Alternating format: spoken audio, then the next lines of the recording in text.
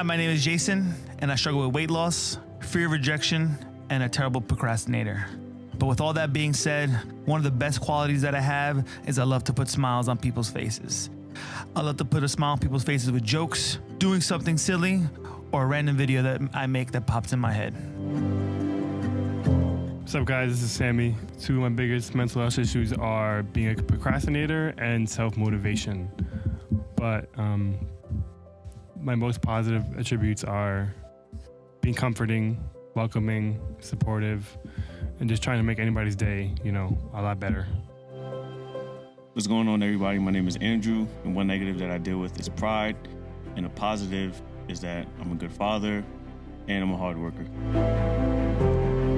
Hey everyone, my name is Jesse, and I have had to deal with bouts of depression, definitely procrastination, and feelings of lack of self-worth. But I will say that I am really honest, pretty funny guy, and I'm probably one of the most loyal people that you will ever come across. Hey everybody, this is Ro. I lack focus, and it's very hard to motivate at times. But when I am motivated, I give it my all at anything I do. My name is Andre. One negative thing about me is that I am always seeking validation and approval. One positive thing is that I consider myself reliable. Friends and family can rely on me for anything, and I'm always willing to help anyone. And I like to show up to everywhere and anything on time.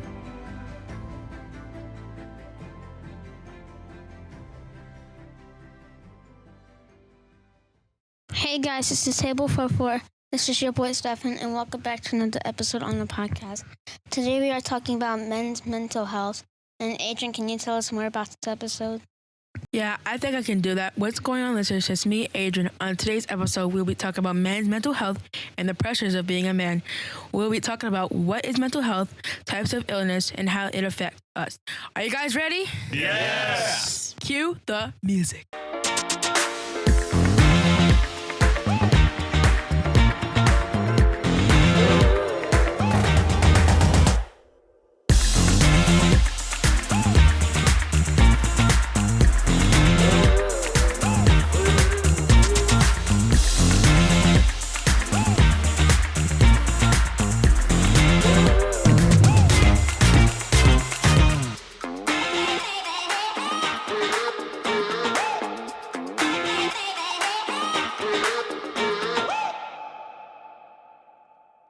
Hey guys, this is Stephanie. This is Andre. This is Adrian. And this is Table for Four, a family conversation podcast. As you know, this is the month of May. May is Mental Health Awareness Month, as well as June is also Men's Health Month as well. And we are here highlighting the importance of recognizing ourselves, our feelings, and overall mental status. We cannot emphasize the importance of recognizing our own strength and weaknesses. So we are here to talk about that. How can we be more equipped and have better coping mechanisms? From young boys to grown men, the journey of the male species is a very difficult one. From growing hair, deep voices, dating, driving, crazy hormones, becoming fathers, and being role models. Toxic masculinity, which is a word I still cannot pronounce, is still a very real thing. And history of mental disease in the family is also something that we need to keep aware of. The goal of this men's panel is to get a better understanding of men's mental health in general. So we are here to try to answer those questions and understand those along the way. So I want to introduce Andres, who's going to be taking care of the men's panel, along with special guests, Theo Rowe on the table. Holla back. We have Jesse at the table as well. What up, yo? We also have a new guest, Andrew. Yo. And we also have another special guest, Sammy in the building. What's up? And we also have, we can't do it without, Party J in the building. What's good, people? And of course, we have Adrian. And we have Stefan. And my lovely husband, Hey, Andres. what's up, guys? I'm the most lovable. Yes, you are. Sometimes. These guys have been by my side for a long time, and I value these guys' input, especially on this particular topic. This topic doesn't get talked among us at all. We all deal with something mentally, whether it's depression, anxiety, stress, self-confidence, self-worth, etc. We as men are always battling our internal demons. When I think of what it is to be a man, Since the dawn of time or the evolution of man, I think of strong, family-oriented protectors, gatherers, hunters, and our expectations from society are high. And when we do show signs of weakness, we are broken and possibly set aside and frowned upon. But I'm here to tell you all that we do show signs of emotion and weakness, and I'm not afraid to say it. I feel like it starts from adolescence, from the time we as kids start to find our identity all the way through our adulthood. Growing up as a kid, we tend not to think of any of this. You know, life is wonderful. So our job as kids is to go to school and educate ourselves. But with that said, that's when we encounter the true nature of life and how society labels us. They might call us nerds, introverts, we're afraid to talk to girls, and even encounter bullying. We always say, I can't wait to grow up when something goes wrong in our lives. But I'm here to tell you, there's no rush. Growing up, I always battled with the need of validation and approval. That's something we never got at home. Our mom was always working 2 or 3 jobs just to give us what we wanted, to provide, to pay for rent, everything. I remember in school, I would draw, and then when I was done, I would show my teacher, and if she liked it, I would get gratification and would be happy and go on with the rest of my day. Ro and I didn't have a father figure around to guide us and talk to us about these issues, so I always stayed mute about these topics, and I would talk to my coaches, and our friends' dads would steer us in the right direction when they did see us going in the wrong direction. I'll be the first to admit that I don't have a problem, and at one point I believed that. Now that I'm older and wiser, I'll be the first one to admit that now. So here we are. So I've always battled stuff growing up, and then now that I'm older, it took a long time for me to admit I have a problem, and then about a few months ago, I had like a mental breakdown, just with all the stress of everything going on with bills, being a parent, working and stuff, going to school. It just took a toll on me, and I was like, just staring at the sky, like, why me? Why am I going through all these issues? And I don't go to a therapist. I don't seek any type of advice from anybody. And then we all here, like, we've known each other for years, and we never talk a one-on-one. You know, unless we're by ourselves, we talk on a personal level. But other than that, we just chill, have fun, and all the time. And it took for me to learn that when I went to San Francisco to see Ronnie, we had a one-on-one. We sat there for like 3 hours talking about personal stuff. So here we are as a panel of men to talk about it. Because sometimes when we're out there, especially to society, we're supposed to be strong. We're supposed to have this tough facade that we're supposed to show that we show strength and not to have weakness. Because once we do show weakness, he doesn't have the mental toughness to do all these things. So here we are going to talk about this conversation. And the month of May is Men's Mental Welfare, mental welfare? Men's Mental Health Awareness Month. Where's that check coming? my brain. So yeah. So that's that. I would like to really thank my husband to really being honest. I think it takes a lot to have that honesty and being open, not only to me, because I feel sometimes you don't always tell me everything. And I think that's not always my place. I feel like sometimes you need to speak to somebody else, not necessarily me. Right. But I feel like I'm really proud of you, like having that opportunity to sit down and being open with your emotions. And I think that's a great direction to showing the kids that too, showing that side of emotion is a healthy thing and it's not okay. necessarily, and it's okay to show emotion. So I would like to open up the first question is, why don't men talk about mental health often? Anybody is open. Anybody can go first. Or if anybody like to reply to Andres's opening statement, it's the panel. So you guys take control. Let's do it. Well, let me start off in saying a lot of what Dirty said is very accurate. Men in general, I guess we're just made to be competitive. Survival of the fittest, survival of the strongest. And it kind of goes really deep. So a lot of the time showing that you need help or admitting that you need help is a sign of insufficiency. People might perceive you as not being strong enough or not being capable enough. And you can't allow somebody else to show or for them to see that you are not on their level or that you are subpar.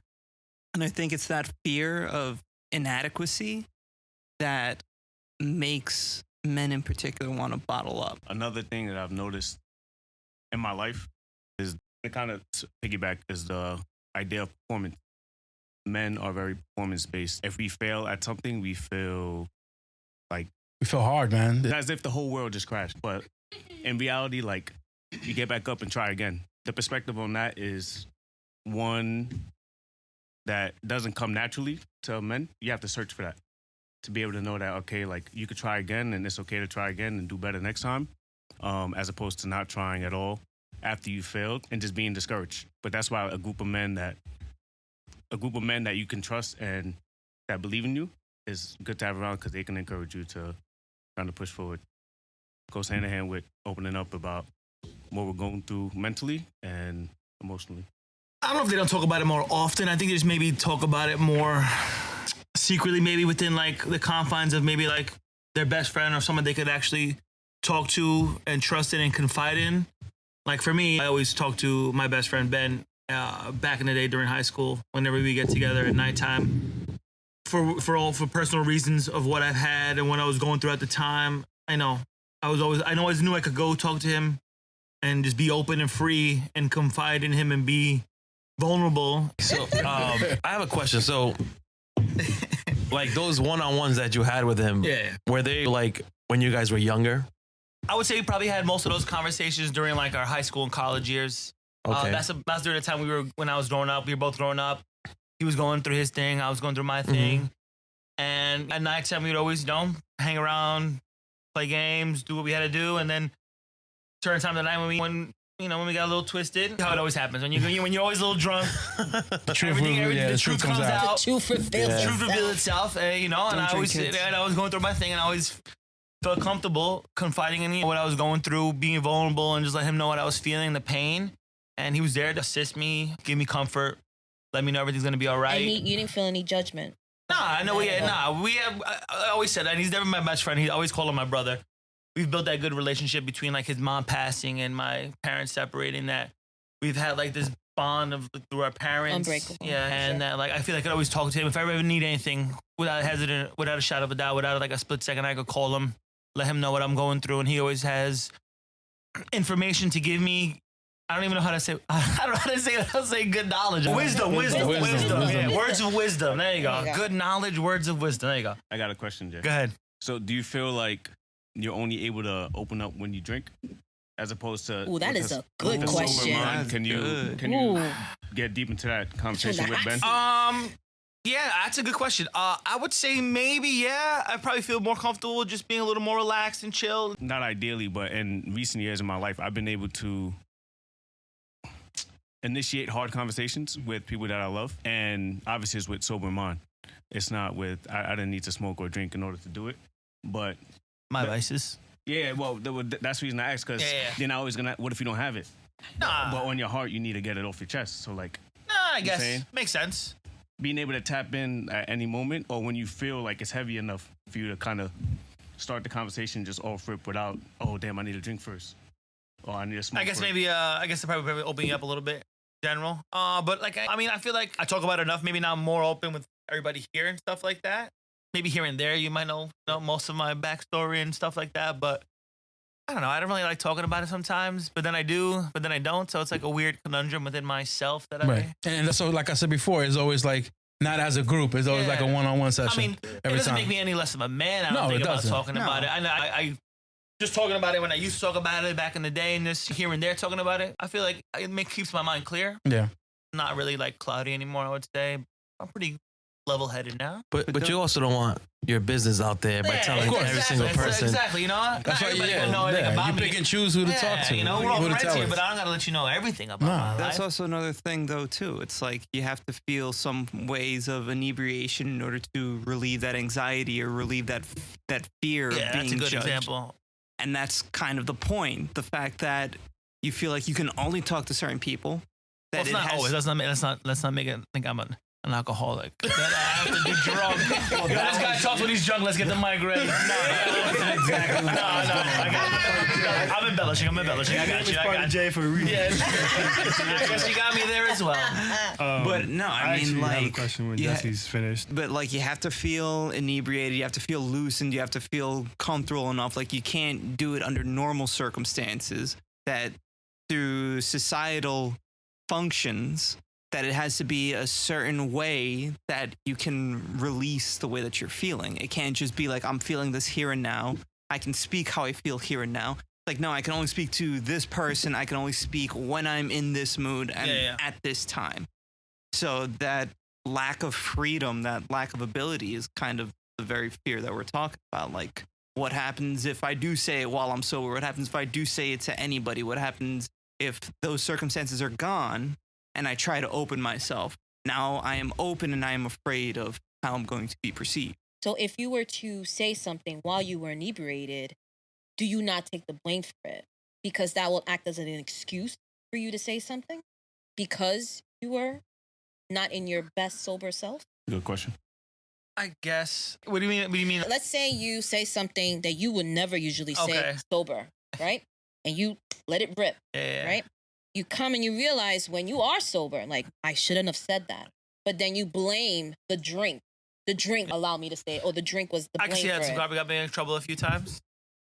Saying things randomly as well. Yeah. I guess I did have to take the blame for it in general at the end of the day. Mm-hmm.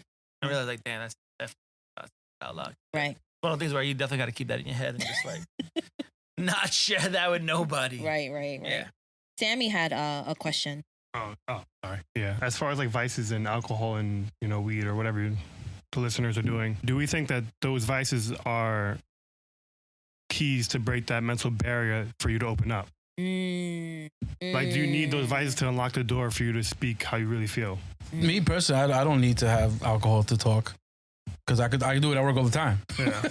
I talk to everybody. Also people, and people tell me, they need that like push to get over that barrier. You know what I'm saying? Like, I need the extra push when I have to do something that's like nerve wracking. Right. If I'm gonna go on stage, I'm gonna need a shot. But the question is just why? to calm myself. But the question is why you need that for that mental? Is it a mental barrier? I think it is. It's a mental barrier. Because I can't prepare myself like to go on stage and just shake it off. I need something. You need some liquid courage. Yeah, I need some liquid courage. I think it kind of Steph's question is sparking my answer. So the idea that you can remove yourself from the accountability of your emotions when you are under the influence, I feel like is what gives quote unquote liquid courage. Yeah. I mean, I also kind of setting a setting, like, whenever I talk to my boy Ben, it's like, hey, let's just go outside, have a cigar. I feel like it just, kind of loosens you up. Yeah. I mean, I guess that is kind of like a vice, but I just feel like we're outside having a cigar. Nice one-on-one conversation. I wouldn't say it's a bad thing. Yeah, that's what I'm saying. That's okay. I just want to make sure. I just want to be sure, I want to make sure that I guess you're kind of like practicing both. Or not even practicing both, practicing a way where you can be sober and still activate those kind of conversations. And obviously when you're under influence, like, those seem like the most genuine ones. Because I remember, that's what I like too. Yeah, it's like everything just flows. Like you said, like the scenery, you remember it, everything is just kind of like. It also feels like an icebreaker too, right? Yeah, exactly. Because like if me and Ro never speak heart to heart, and we have that one drunk heart to heart, now I can go, hey, Ro knows my issues, the ones I'm going through. Now I can talk to him openly, regularly. I can talk to him daily. I can go to him more. So I guess that's kind of a subconscious icebreaker. Right. A means to establish trust or rapport. Because there's also the social anxiety. How will we be perceived? That's what I suffer from. It terrifies me to speak like in front of people or like doing anything in front of people. My whole life I've been that way. Social anxiety is really broad though too, because it's like I've gone up before and I've had to speak in front of several hundred people before, and I've had like no issues doing that. But then like if I'm at work or someplace and if there's somebody that I vaguely know that's like walking my way, then I'll get like super social anxiety and I won't even look at them. Because they're strangers, like there's no connection. Right. Right. So I'll get like such social anxiety that this person that I vaguely know, I'll avoid eye contact with or avoid engaging with them, and I'll feel that anxiety of talking to them. So it's a very broad emotion. Yeah, I'll agree with that.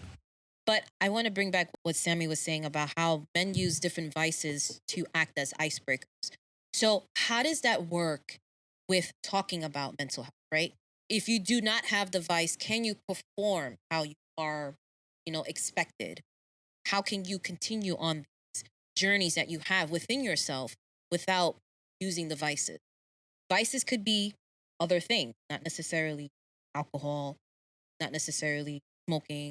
It could be women, it could be porn, it could be a lot of different things. It could be vices to help ice break through whatever it is that we're having trouble. It's well for as men, trust is a big thing. Like we don't trust easily. What do you think about women? Women as men, like I don't trust anybody unless I know them personally or get to know them. Especially like we grew up in our neighborhood.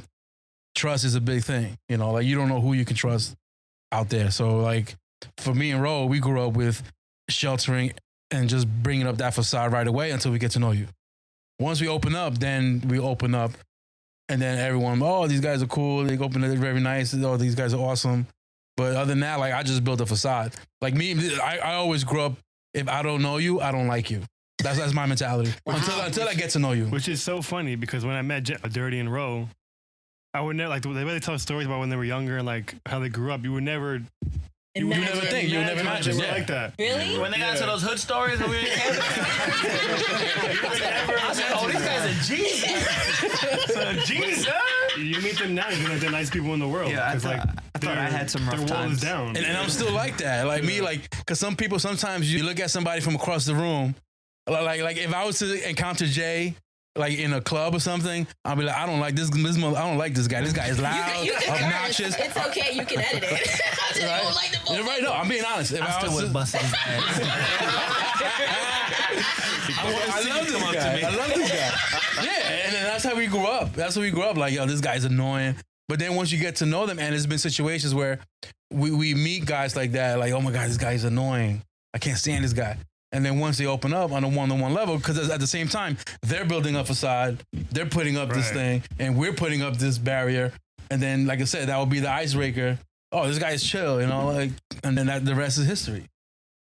And I'm still like that now. Like even some people at work rub me the wrong way. Maybe because I don't know them personally. It's just, that's just me. It's still there. Well, maybe it's just like trying to size somebody up. I think it's another thing. If you are trying to establish trust, and if that's something within an inner circle or fighting into somebody, I think everybody goes through that. But I think men deal with it a little bit different. And I just can't break through and understanding that why. Ego. See? Ego. Yeah. Plus, I was thinking, like, now that we're older, like, making friends anymore is like not in my not in my plan. Like, I don't want to make any more friends. I have enough friends already. Like, if like we got our circle here. Yeah, exactly. You know? Like, you know, if I'm with all the guys that I know at work, like, I'm cool with a lot of guys at work, but I'm never gonna like, hey, you want to hang out? Like, I don't need to do that. They're my work friends. We're cool, but once we clock out, that's it. You know? I mean, like. Now let me ask you a question. Because in my experience, I'm more open with coworkers who I don't know that much, right? Because I guess since they're not close, I feel like I could tell them anything that I want and they won't judge me, opposed to like a relative or a best friend. So it's weird because like Dirty's saying that he can't open up to strangers, but I feel like I'm able to open up to strangers more easily than family and friends. No, I'm saying the same thing. When I'm at work, I can open up to anybody, you know.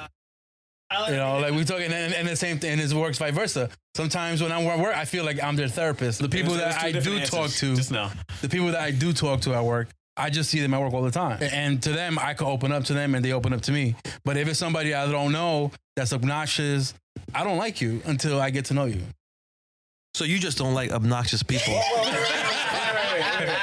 think I'm saying it depends on a certain action. So obviously you go to work and you work with a particular group of people. Yeah, I see them. Right? I see different guys every day. So these are the people that you're talking about that you're cool with. Yeah. But you also see other people that you work in the same facility with, but you don't have a close relationship with them. No, yeah, of course. And you have your guard up with. Yeah, all the time. Okay, that's it. I can relate to that. That's cleared up. Cleared up. There you go. Sorry. And it's different. Like I said, we all grew up in urban areas, you know, in New York City, and we see this all the time. Trust is a thing that is hard to get. And it's hard to get the other person to do it. Just to piggyback off of that, I mean, it's like, yeah, keeping your guard up is a self-defense mechanism. It's kind of primal. It's something that we don't have any control over. It's just more instinctual than anything. And there are instances where you do need to have your guard up because not everybody out there is a good person. Not everybody out there has your best interest and mind. But when it comes to those more intimate or personal situations where you're in these closer environments, like Steph was just saying before, like, why do you think that that need to protect yourself is still there? It's something that we kind of can't. It's like two sides of the same sheet of paper. How can you separate one side from the other? Right. It's also about like not wanting to show weakness. Why are you afraid to show weakness? Because since we're kids, we're embedded to be men, to be strong, to be. Why is that a bad thing, though? Puff our chest out. It's not. It's not. But I'm saying, like, it's not bad to be a man or whatever. But it's also not bad to open up, even though I'm guilty of not doing that. I've always like bottled stuff up.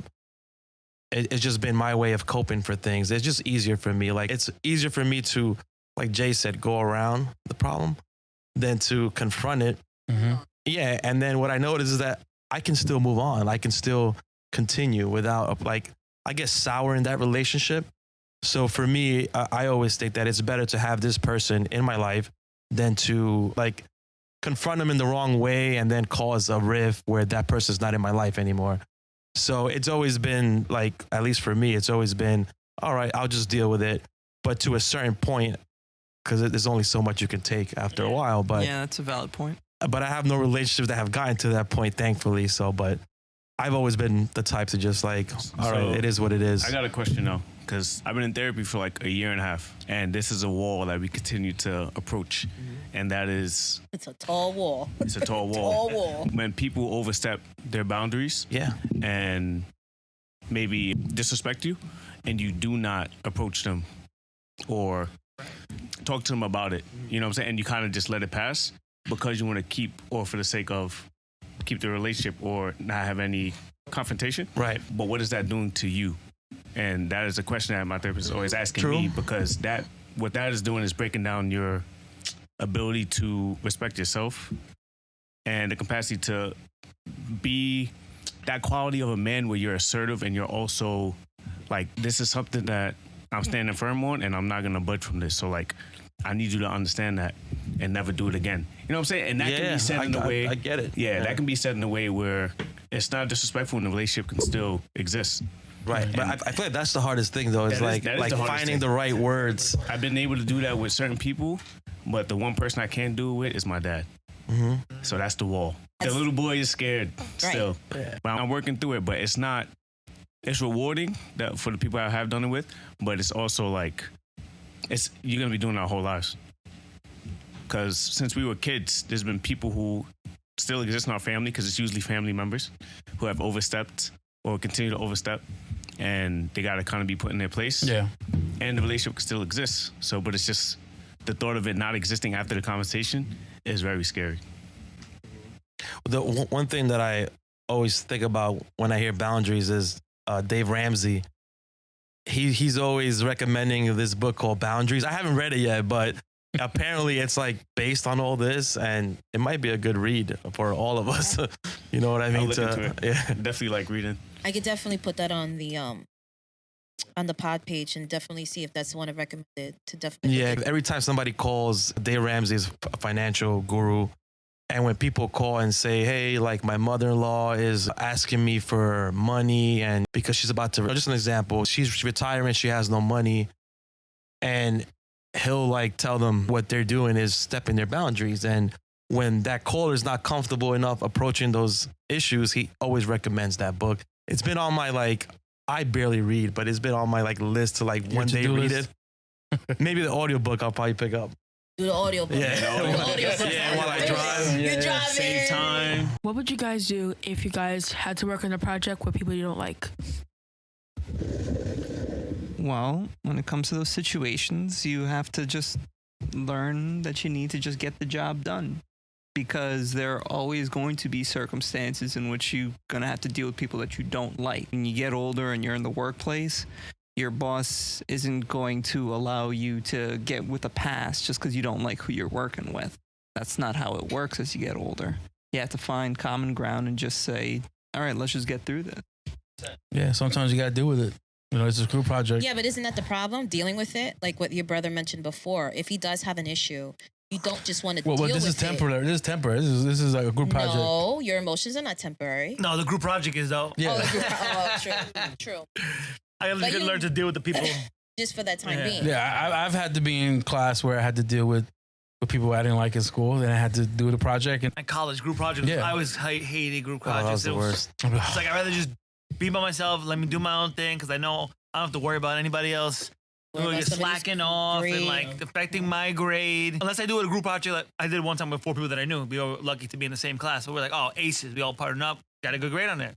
But otherwise, like, all right, I got to know the person. I got to make sure they're on task. They're staying up to date with the assignment dates and making sure they handing things in on time. Group projects are not fun, but you know, learn who your group is, see what their pros and cons are, and get the job done. You always working for that grade, so just do your part. Just do your part, exactly. That's it. I want to go back to what I think Andres was talking about before. Like, if you're growing up, it starts from adolescence. So when you're thinking about the things that are being taught to you, it says, stop being a girl, stop crying, be a man, man up. That also leads into this idea of toxic masculinity. Oh, totally. Did I say that right? Masculinity. Did I say that right? Yes. So what is the idea behind that? What is the idea behind that? I'll just inject real quick, and I don't believe in that at all, by the way. You don't? Well, nah, it's made up, I think, honestly. It is. Yeah. School me, please. I don't think it's real. It's made up. Highly disagree. I think it's a made up thing. I think it's a society thing. It's a societal thing. It's a political thing. I actually Googled who it was. It's Shepherd Bliss. Yo, drop that knowledge, bro. I was like, I'm never gonna talk about this, and I know everyone's gonna disagree with me, but Shepherd Bliss is the guy that coined the phrase, and he's a psychologist out of California who coined the phrase. Not the exact phrase "toxic masculinity," but like the idea of it. Okay. And I just don't believe it. I think it's just made up. To be honest, give me the definition of what toxic masculinity. I'll give you the definition. It says it involves cultural pressures for men to behave in a certain way, and it's likely this affects all boys and men in some fashion. Toxic masculinity refers to the notion that some people's ideas of manliness perpetuates domination, homophobia, and aggression. I very much believe that toxic masculinity is a thing, and it affects us all, whether we're aware of it or not. It's just that deep-rooted in our culture. I think it also affects both genders, though. It's that's what I'm saying. Like, can't the same thing be said? Sorry, I didn't mean to cut you off. Can Toxic femininity. Can toxic femininity be described as the same way, Absolutely. but with feminine wording? Yes, but that doesn't mean that it doesn't exist, though. Then why isn't it just toxic humanity? Why is it genderized? That's what I'm talking about. Because there are roles in life that both men and women play. You know, For sure. like That's not a bad thing, though. No, I'm not saying that it's a bad thing, but I'm saying that the perception, the idea, the mentality, women have their own issues, men have our own issues. We do have places in the middle where we meet, but overall, there's the societal norms between women and the societal norms between men. If, like, I enjoy sports, but I'm not a huge sports fan. Doesn't make you less of a man, though. Okay, but you might not think that. But that might just be limited to you. There would be plenty of other men out there that it's like, what's wrong with you? Why aren't you good at sports? Why don't you like baseball? Why don't you like football? You a punk. Yeah, you're a punk. Or if you like, or let's say if there was a guy who liked something like crocheting or knitting or something like that. That's tapping into your feminine side. That is, well, but why is it? Well, why is it even considered feminine to begin Why with? is it feminine Right, to begin that's with? labels now. That's society. But you just exemplified the point that I'm making. So it's impossible to say that toxic masculinity does not exist. When that right there, it is an act of meshing fibers together to create some form of fabric or clothing. Okay? Same thing as sewing. That's a nice definition. That's a good definition. Definition is meshing fibers. You got Jay stumped. I thought he was defining something else, and he was defining crocheting. You have an act like sewing, okay? Is sewing considered something masculine or something considered feminine? The fact that we genderize these actions is proof of that toxicity. And when we think about toxic masculinity, it comes to 3 core components. You got toughness, anti-femininity, and power. What? Anti-femininity? Yeah. Like if you're too feminine. So the first one, toughness. This is the notion that men. This is the notion that men should be physically strong, emotionally callous, and behaviorally aggressive. Can I bring up a big issue though? Not to bash women, but a lot of the time women set that standard for men. Ooh. A lot of time women set that standard for men, and you see it all the time. Sam's just dropping knowledge right now. You see it all the time on Instagram, on Twitter, on Facebook. I see. I have a boys group chat. We send pictures all day on social media. Girls posting, men should do this, men should do that. If this man's not doing this, this man's not doing that. If he doesn't have 100K in his bank account. You know, Ooh. like, But you know if what? he's not doing all these accomplishments. Those are standards. He's nothing. He's not nothing. But Sammy, that's a good point though, because toxic masculinity doesn't just remain within men. You are totally right. Women can So the toxic also beliefs. project. That's what I'm saying. It's just that's why I don't like the definition of either toxic Or the masculinity and wording. toxic femininity. They're toxic it's beliefs. It's just toxic beliefs. That's a societal Toxic thing. society. It's why it's just toxic humanity. I don't think it should just be specified for each gender. We all live in a toxic society. It's all standards that society in general. If I want to be the Fortune 500 company guy in the world, I got to work my ass off 40 hours, 80 hours a week every day and get up all these things. And if I want to look out for myself and only do what's good for myself, people might say like, oh, why are you just trying to? Because I want to be a man. I want to work hard to do my thing to get my thing. You might think it's a toxic nature, but no, that's my goal. But at the I same, just don't believe that genderizing it in both terms makes it any better. I think just having a general term of just when I was reading before. Well, listen, we're getting rid of genders. listen, Don't No. Let's not get it. start.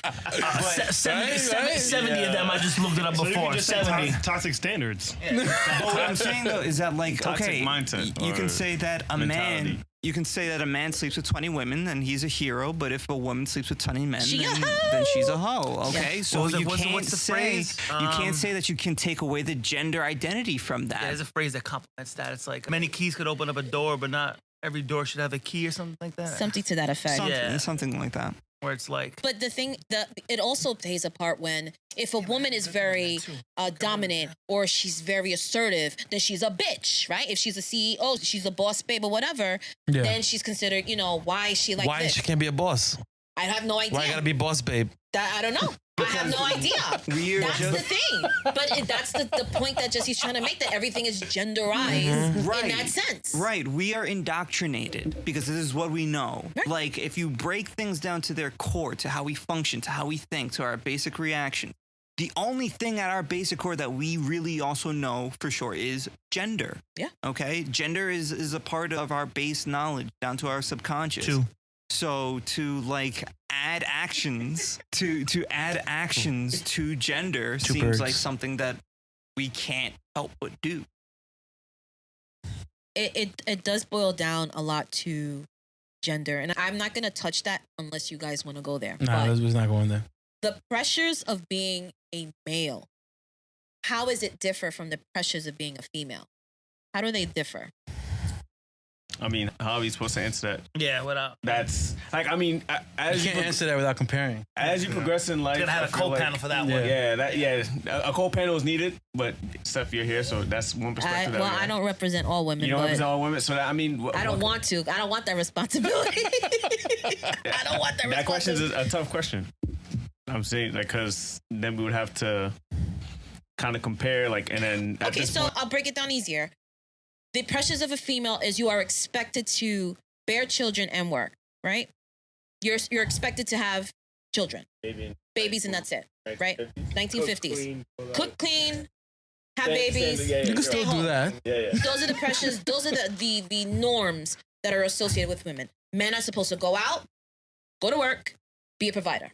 Break it down real simple. Correct. Those pressures and those realizations have not broken down in the last 400, since cavemen. It's changed a bit. Right, but how has it changed? How is the pressures of males differ from those pressures from the females now? Well, when it comes down to like if to that what you're saying, it will affect men if the woman brings in more than they do salary wise. So if I'm making more money than you, you're gonna be mad at me? I won't be mad at you. Some men, Signify that I'm better than you. but some men will take that the wrong way because now that you have the woman. Because when you think, I don't want to talk about this subject, but when it comes to when people think women, they think about independent women. And that's Well, yeah, go ahead. Sorry, I didn't. Because when you think about an independent woman, they got their own job, they got their own car, they pay their own bills. They don't need a man to survive. Toxic femininity. yeah. That's what leads into that. If you want to genderize that, I don't need a man. I get my bank. I'm on my social media. I got my millions in followers. I don't need no man to provide nothing for me. I could do it by myself. Right. I got my own Gucci bag, my own car. When it comes to women now, in that case, where there was a saying like, if you always date up, why would you date down? You know, What? Yeah, if you date somebody that has like money and has like is rich, filthy rich, and it gives you everything you want, why would you want to step down and date somebody that will not For provide love. you for lesser than what that guy has I mean, provided. I've always heard that phrase too, For like love. with business, like always. But with men, you people could do on it. your With level and above your level, men never will below date your level. below their status Okay. to find love. See, but Sammy Women won't do that. See, but Sammy made a great point. He's like, well, women have created that standard, but like, if you ain't making 100K, if you're not doing this, if you're not buying me my thing, so you have Exactly. the two opposite They sides. won't stay down. They won't stay down because now they got a taste of that lifestyle, and that affects men mentally also. You'll find people in the world who will accept you for who you are. Of course, and that's what you should be You shooting can make for. pennies, and you feel somebody who loves you, who Of course. either way, either gender, like you know. I feel like it goes by generation too, right? So this generation that we live in now, like I guess We're a mixture of millennials, Gen Z, Alpha. I don't even know how that thing divides, to be honest with you. Alpha B's, I've things lost like Whatever. that. I'm me. Yeah. Yeah. Generation Molina. Right? I was born. Yeah. Right? If you're not born in the 90s, you're not cool. That's all. Yeah, so- We should get that on the shirt. We should get that on the shirt. Lying, but you know, we were the best generation. We got born into like everything. Like computers were just getting made. We had like the outdoor activity stuff. Listen, the 90s was the best It was, decade. man. But People say that all the time. We lived that that's the whole another story time. for another day. If you just break it down again, like people just operate and function down to their basic needs, and the basic needs become subconscious. Okay, why are men expected to be the provider? Because physically, biologically, in general, men are supposed to be stronger than women. Again, not to put down women or say that women can't do the same thing. I fully believe and fully support in women and everything they can do. But biologically speaking, Why are you shaking your head? biologically speaking, men are supposed to be the stronger ones, therefore more capable to carry out the work. And like you said, Steph, women bear the children. Therefore, if they bear the child, they have to take care of what they have produced. just to add, the reason that's so important is because that's something that a man can't do, right? That's a woman's responsibility, and if she chooses to have a child, then that's her choice. But her body makeup is meant to bear children. If a man was capable to do that, he would stay home and have children, but he cannot. So he has to go out and provide to make sure that. I tell you what, there'll be a lot less drama in this world. It's really that simple. Like, Pay child support to myself. I don't want it to get too complicated. How would guys give birth? The back. Listen, Arnold Schwarzenegger did it in Junior. In Junior. I don't think that's very biologically accurate. I'm pretty sure that was made up. Yo. But I want to get back into how does depression and mental health affect men differently? As before, you guys mentioned that you really don't express your feelings or express the emotions because you feel that there is a fear behind it when revealing yourselves or that part of yourself. So how would you say to somebody, how do I deal with my depression? Or do you even admit that you even have depression? It took a long time for me to say that. I always say I don't have depression, but there's times where like us as men, we don't notice it. There's times where I just be in bed. I don't feel like doing anything today, and just be in bed for all day. And that's a form of depression, but you don't know it. You're going through something and you just don't know what it is. And then by the end of the day, you snap out of it. And to me personally, like I deal with my depression I play video games, like to me, that's like my exit from the world. And to me, Is that your vice? To me, that's my 100%. vice. That's my vice.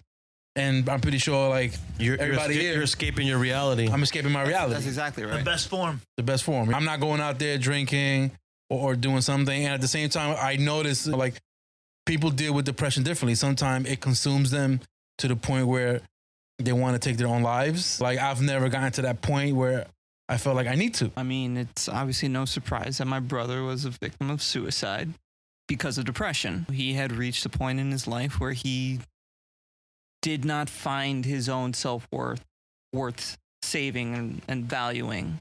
And the thing about depression is that it is a very contagious bug. All right? Because when somebody commits suicide, it's not just themselves that they're hurting. It's literally everybody within the close proximity. And it works like a butterfly effect, like a ripple effect. It doesn't just affect you right there and then in the moment. It affects you years down the line. It's been 22 years since my brother's committed suicide. And to this day, I still know how it affects me. But because I've had about 22 years to acknowledge that and to recognize it. And I spent years in therapy and years analyzing myself in order to figure that out. But again, it's the fear of being vulnerable, of admitting that you need help. It's the fear of what other people will think about you. It's the comfort zone of allowing people in. It's recognizing that you need help, recognizing that depression comes in more forms than just being sad. Depression comes in a lot of forms. I mean, I spent about 2 or 3 years in a really bad depression, like so bad that like my therapist wanted to start medicating me. And I could understand the feelings that would make somebody want to commit suicide. But because I'd already experienced all that, I refused to go through it myself. But it's an agonizing feeling to be that deep in depression, because it just feels like it's never going to end. So to be able to come out of it it's a rare thing. To recognize that you have it is a rare thing. But sometimes you just got to keep pushing and say that this feeling isn't going to last forever, even though it does feel like it's going to last forever. And then growing up too, like you can feel the pressures of a man, like because everyone labels you and has this high expectations of you as a man. And when you're a kid, I just want to live my life, just hang out. And we always say, I can't wait to grow up. And now once you're an adult, it ain't all that it's cracked up to be. It's a trap. It's a trap. Wow. And we have all that weight on our shoulders, like we have to prove ourselves growing up. And then once we get there, it's like, what Do you for? still feel like you have to prove yourself? All the time. All the time. In front of who? Not in front of my family, but like at work and all stuff like that. If I want to get a promotion, I got to prove myself. Well, it's always some form of test. But this is what you mentioned before in the beginning. You're always looking for gratification. Why? You don't need it. Maybe it makes you feel good. It makes me feel good. It makes me feel good about Serotonin myself. levels makes you Endorphins, hormones, all this. Maybe Okay. aside from societal acceptance, which is what we all want. We all want society to accept In us some all form. In some form how or way. we are. We don't want to have to change. We want to say, this is who I am. This is all that I know how to be. So please accept me for this. But beyond that, more importantly than that, it's self-acceptance. That's the hardest acceptance to find, because we'll use vices to numb the pain, or we'll tell ourselves whatever we need to tell ourselves. But the truth is, at the end of the day, the hardest person that we're trying to please is ourselves. And convince. And To convince. convince. It's one That's thing, the word. It's one thing to have affirmations and Yep. repeatedly say something. Oh, I'm going to be great. I'm going to do this. Yep. But it's another thing to To genuinely convince yourself. believe Yep. that you are. I think that was one of the things that it took me the longest, was to convince myself that I am a person worth living, that I have something worth living for. And that, to me, every time that I had those bouts of suicide thoughts, to me, and it was just like, well, what do I have left for? And I always thought about you. I always thought about the kids. I always thought about my mom. And I always thought about, no, there's something else for me, that there is not a loss of hope. So I really want you to take a look into yourself and reflect and say, why do I continue looking for that gratification? Because yes, it does feel good, but you have to be able to give that gratification for yourself and not look for it. And I remember when you were going through your depression, and nobody really here kind of knows what really happened.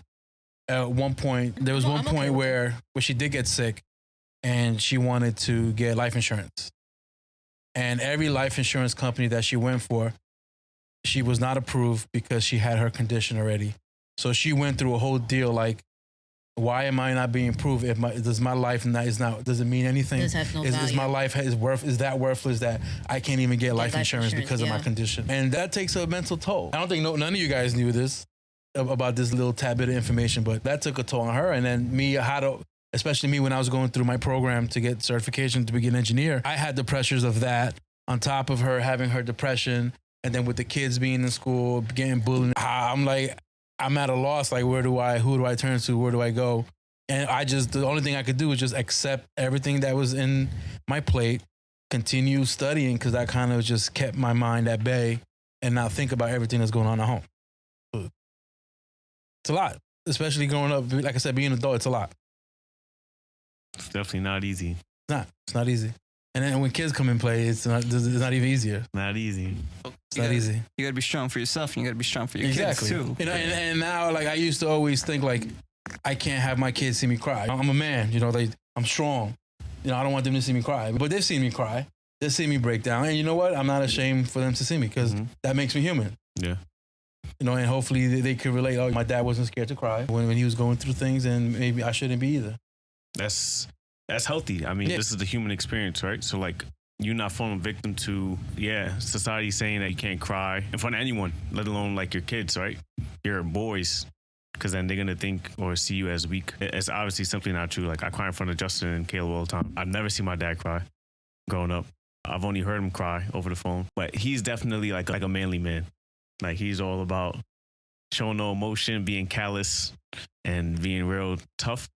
But, I mean, I knew that's not what I wanted to pass down to my kids.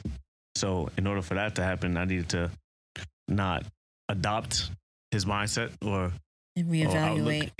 On that and kind of readjust certain things and participate in Stephanie's crying about something that obviously affects the household. This is something we're one. You know what I'm saying? Me and my wife are one. So that includes the kids. And I can't be, you know what I'm saying, not a part of that. Whether it's crying, like if we're joyful, we joyful together. If we're mad, we're mad together. Everything is one unit all together. That's it. And the dad plays a big role. The man plays a big role in all of that. Because we're the head of the household. What about you, Sammy? How do you think when dealing with depression, like what are the other, how does depression affect men different in your opinion or your understanding? That's a tough question. How does it affect them differently? Yeah.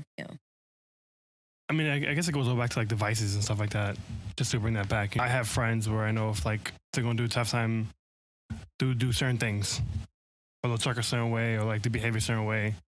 And like me as somebody who's like kind of more open-minded, I'm like, okay, he's going through something because he's behaving that way. He's drinking too much, or he's partying too much, or he's treating women like shit or garbage. Or I'm sorry for the cursing, or like certain things they'll do because of what they're going through. Whereas if they were happy, you would notice a change. Like if you're happy, you're not doing that, right? So for me, I think we've all been through this. When we're happy, we behave differently.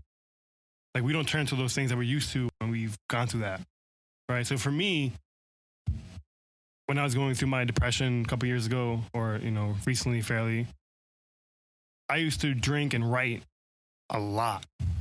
Just type, write in my head, write on the pad, type on my computer, whatever. Drink, type. And then I would write poetry and like I would post and people would love it. But they didn't realize what was going on in my head. And then, so at first, when I first started posting this poetry and people were loving it, I got gratification. I was like, oh, cool, like, I'll keep doing it. And then, like, I realized there was a transition that it's like something inside me snapped. It was like, I'm getting drunk and I'm releasing all these words, but I'm releasing them. So then there was a point where it was like, I don't need alcohol. So I told myself, like, can you write without alcohol? Can you write poetry without weed? Can you write poetry without all these things? And then, like, I only did it once, but then after that point, I realized, like, I didn't need that stuff. So I wrote this whole poetry segment or whatever, and I posted it completely sober the whole time I wrote it. But I had to dive deep inside myself, like, what can you write that you don't need that mental barrier of the vice to break down? Right. And then once I posted that, and that got so much love, that just proved to me that, like, I didn't need these things anymore. You were already talented already. Validation. Right. Yeah, Validation. I didn't need them anymore. I proved to myself that I didn't need that. And then once I let those words go when I was sober, that's when I started to realize this is what's wrong. This is what you need to do. This is how you fix it. This is how you progress. This is how you change. And then that was like a wake-up point. Like, everything changed after that. Everything. So for men, they just need to reach that point where it's like the transition happens. Like a light switch goes up. And it's hard to do that when you're so conditioned and in the same cycle for you to sit down and say, this is what needs to happen. This is how I need to change. And I think that, like, all men go through it, but there's no guide. There's no guidebook. There's no guide until you sit down. Absolutely. There's no guide until you sit down and guide yourself. Because a lot of times it's wrong. But can you admit what's wrong? Snippet. You know it's there. You know what you're going through. Oh, yeah. No wonder why y'all like Everyone in this room combo. knows what they're going through. Can you take the brave steps to change it? And I see it all the time. Like, as somebody who's gone through depression, like I'm sure Jesse sees all the time. I don't want to assume, but as somebody who's gone through depression and got through it, now I'm looking at people who are in the same situation, and I'm telling them like, yo, like, It gets this is what better. you need to do, like, but you're not listening. But then again, like, when I was going through my problem and somebody told me that, would I listen? No, of course Exactly. Yeah, it's Exactly. It's a crazy way that it happens because it's like when you're in that state, It's like you're woke. and you're kind of, in that right? mode, it's like you'll do things to perpetuate that feeling. You'll do things because you become very comfortable with the depression feeling. Mm-hmm. So you'll like listen to sad songs, you'll watch sad movies, or you'll like do something to feed into it to validate the depressed feeling even more, which is why you'll do substances or you'll watch porn and you'll like give into everything. But like then that. some people have other forms of getting over depression. Some people go to the gym. Some people have other hobbies that But keep their that's- mind at bay. It's not as easy to do though, because it takes a lot of willpower. I mean, like I can honestly say that the second that I knew that I had to snap out of it was when my therapist wanted to prescribe me medication, when she wanted to get me evaluated and prescribe me for medication. Like a rock bottom. Right.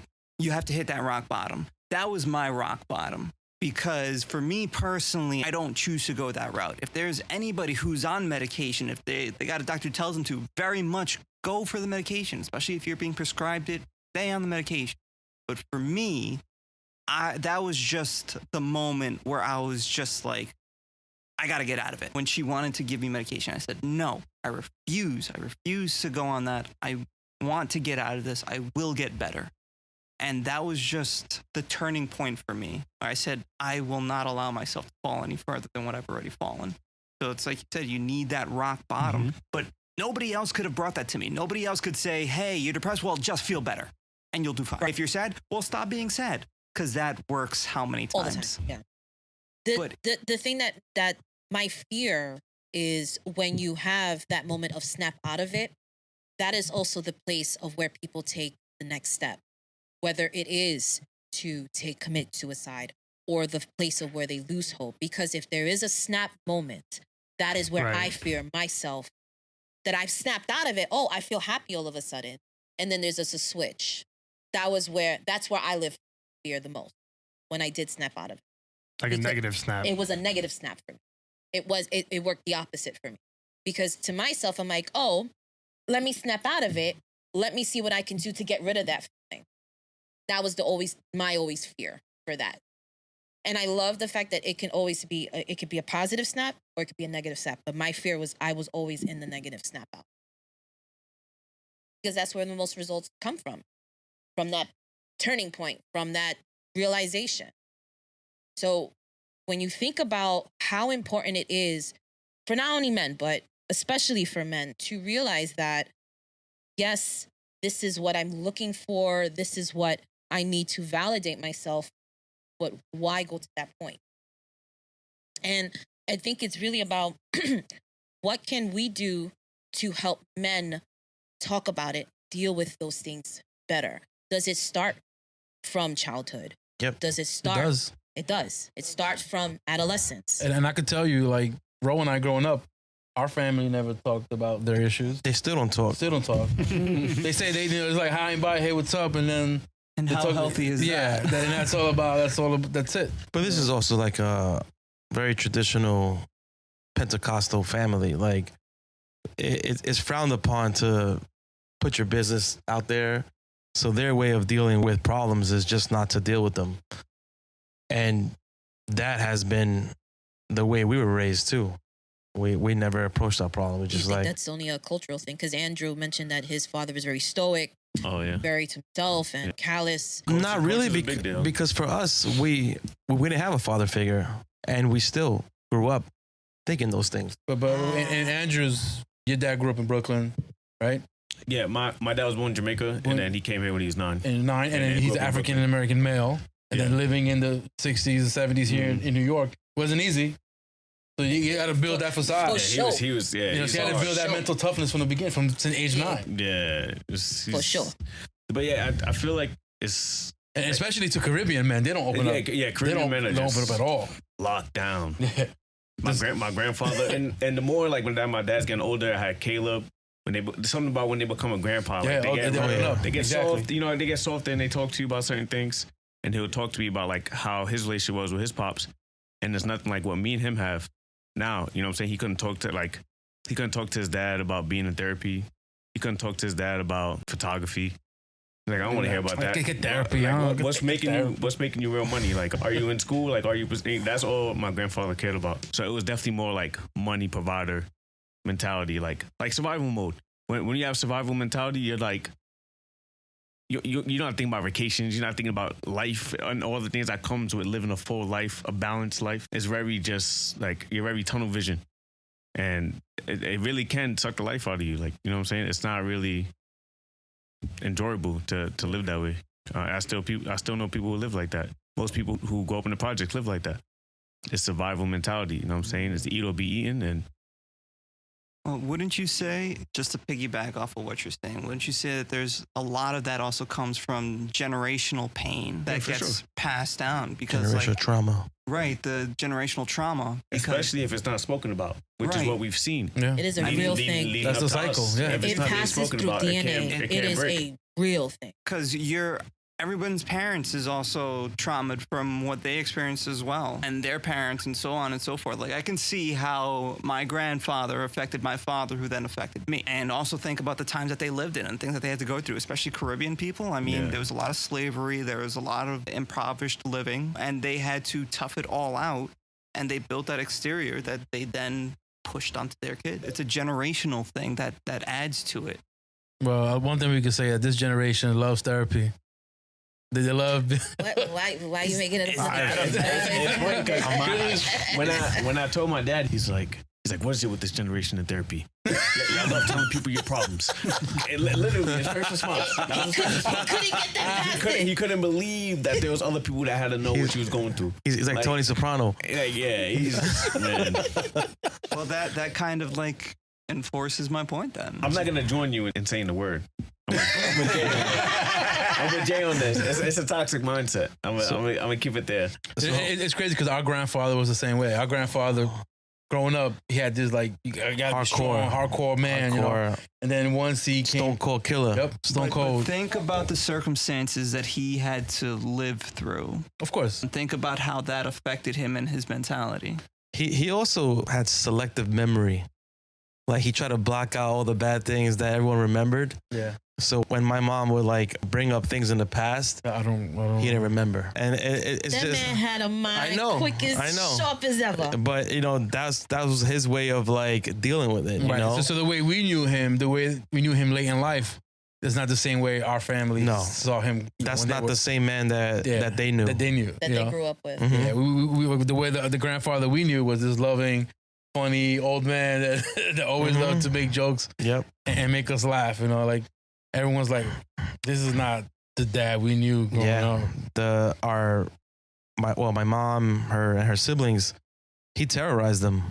You know, the way he brought them up, it was very old school discipline. You know, it was like pain. Like, if you did something wrong, you felt pain. And that was his way of discipline. And so when we met him, he was just like this sweet little old man. And whenever we would hear stories growing up, you're like, no. I'm like, I was like, nah, you're lying. You're lying. When we met him, when we were younger, he was like hair slicked back with the guayabera, his slacks pleated, dress shoes. He's like a godfather, bro. Like, every time we see him, and you had to kiss his hand. No, really? You had to kiss his hand in the cheeks, and then kiss his hand, and he'll be sitting in his chair. Mafioso status. Mafioso status. Okay. Man's want to feel like a boss. And then now, that he had a ring. He had a ring and everything. He had jewelry, Salvador. He had like one ring and a bracelet, if I remember. But now that when he came to the U.S. and just lived with us, you know, this it was like grumpy old man just joking around. You get robbed for looking like that in New York, so he probably he probably was like, let me take these chains off. Let me not walk outside with a ring. I think part of it too, like all the things that made him feel powerful were taken away from him as he was older. So he became humble. He was a humble old man. Yeah. But, you know, like another thing too, like how many of us have therapists here? I've never been to therapy.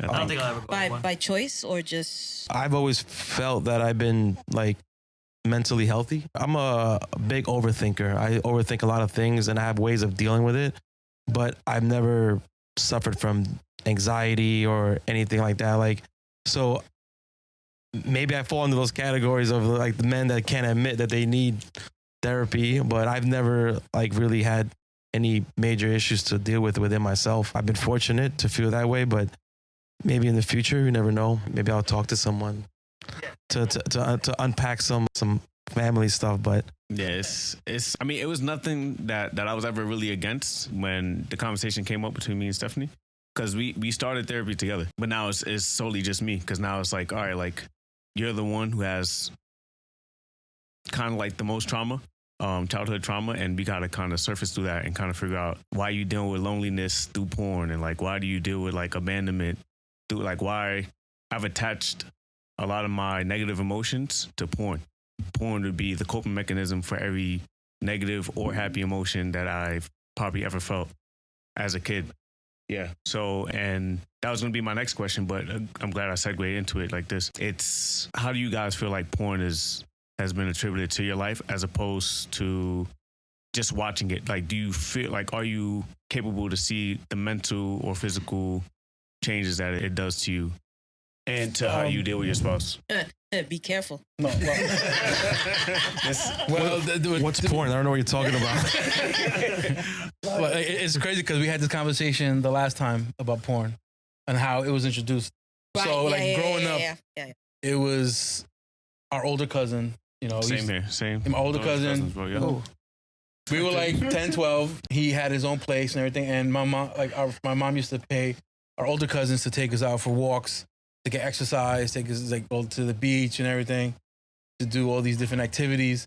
And I guess that was his way of like, all right, these guys are men. We're gonna teach them how to be men. And he was like, oh, you know what sex is? I'm like, I only heard about it. Like, what is it? And he'll just pop in a videotape. He would laugh Because we never had that conversation with our mom, with our parents or anything. And it's something with Spanish families, Latino families, is where you get scolded for having sex, but they don't teach you about sex. Like, don't go out there and get pregnant, use protection, but they don't teach you about the birds and the bees. So we never had that conversation with our mom or anything. And that's how I learned to watch porn. Like, before, growing up, yes, it was, because it was more like how you call it, like a hard to get activity. So it was kind of pleasureful back then. It was intriguing. It was intriguing. It's new, it's different. It was new and it's different. Okay, You as a kid growing up, you feel, oh, okay, now I got my hand, now what's that? Yeah, now, the thrill. Yeah, the thrill. You know, you get the adrenaline, the testosterone levels, everything. Your hormones are going crazy. Now that we're older, it's easily accessible. You don't have to get the gratification of it being so easily accessible as it was before. I mean, hard to access. You don't have to go. Sorry. You don't physically have to go into a storefront. Yeah. To get what you need. Yeah. Like people with the glasses and the hat, the hood. DVD Let me get that magazine right there. The penthouse mag with the DVD inside. But there's also like in today's society where all this like sexual, it's like everywhere. Experiencing this sexual being within yourself is very like thrown in your face. Yeah, it's everywhere. Right? So like sexism, I guess, like it's good to explore your body. Everyone's like now like you should be doing this for gratification. So like why is it frowned upon? Well, you know, why is it such a bad thing when society now is telling us that it's great to explore your inner sexualism? I think just to bring it back a bit, I think that the topic more at hand is that out of all vices, out of all things, it was a trigger for you. That when it comes to depression or avoiding depression or wanting to indulge in something, why is it that us as men in general lean towards that, porn, like more than alcohol or more than it's like the than number anything one else. Like porn. Yeah. So why is it that depression, sex and substance, and is directly linked towards watching? I think it's about a method of control. I think it's really about control. If that's what the understanding of it, if it is in the bedroom, however, whatever orientation, I'm not getting into that, but I think it's about dominance. I think it's it gets your endorphins going. It makes you feel good. I think more you want the that pleasure endorphins. factor. It gets you like your boost of happiness, or just you want that. Yeah, exactly. We're also conditioned to believe that it's a form of success. Now, I wouldn't say success, but I believe the validation. So, growing up, my main goal was to have sex with as much women as possible. Yeah, success. Why?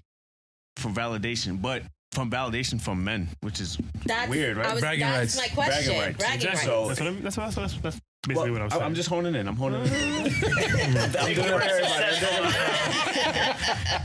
Because the sex, that's like... Men measure each other. Well, most men measure each other through their Numbers. Yeah, and I mean, the number. as you get older, you realize that doesn't really matter. But you know what? If you think back, or at least for me, all my friends that used to be competing and trying to throw this like Swing it around. right. If you look at them now, like they're not in good places. Like they're not doing well in life.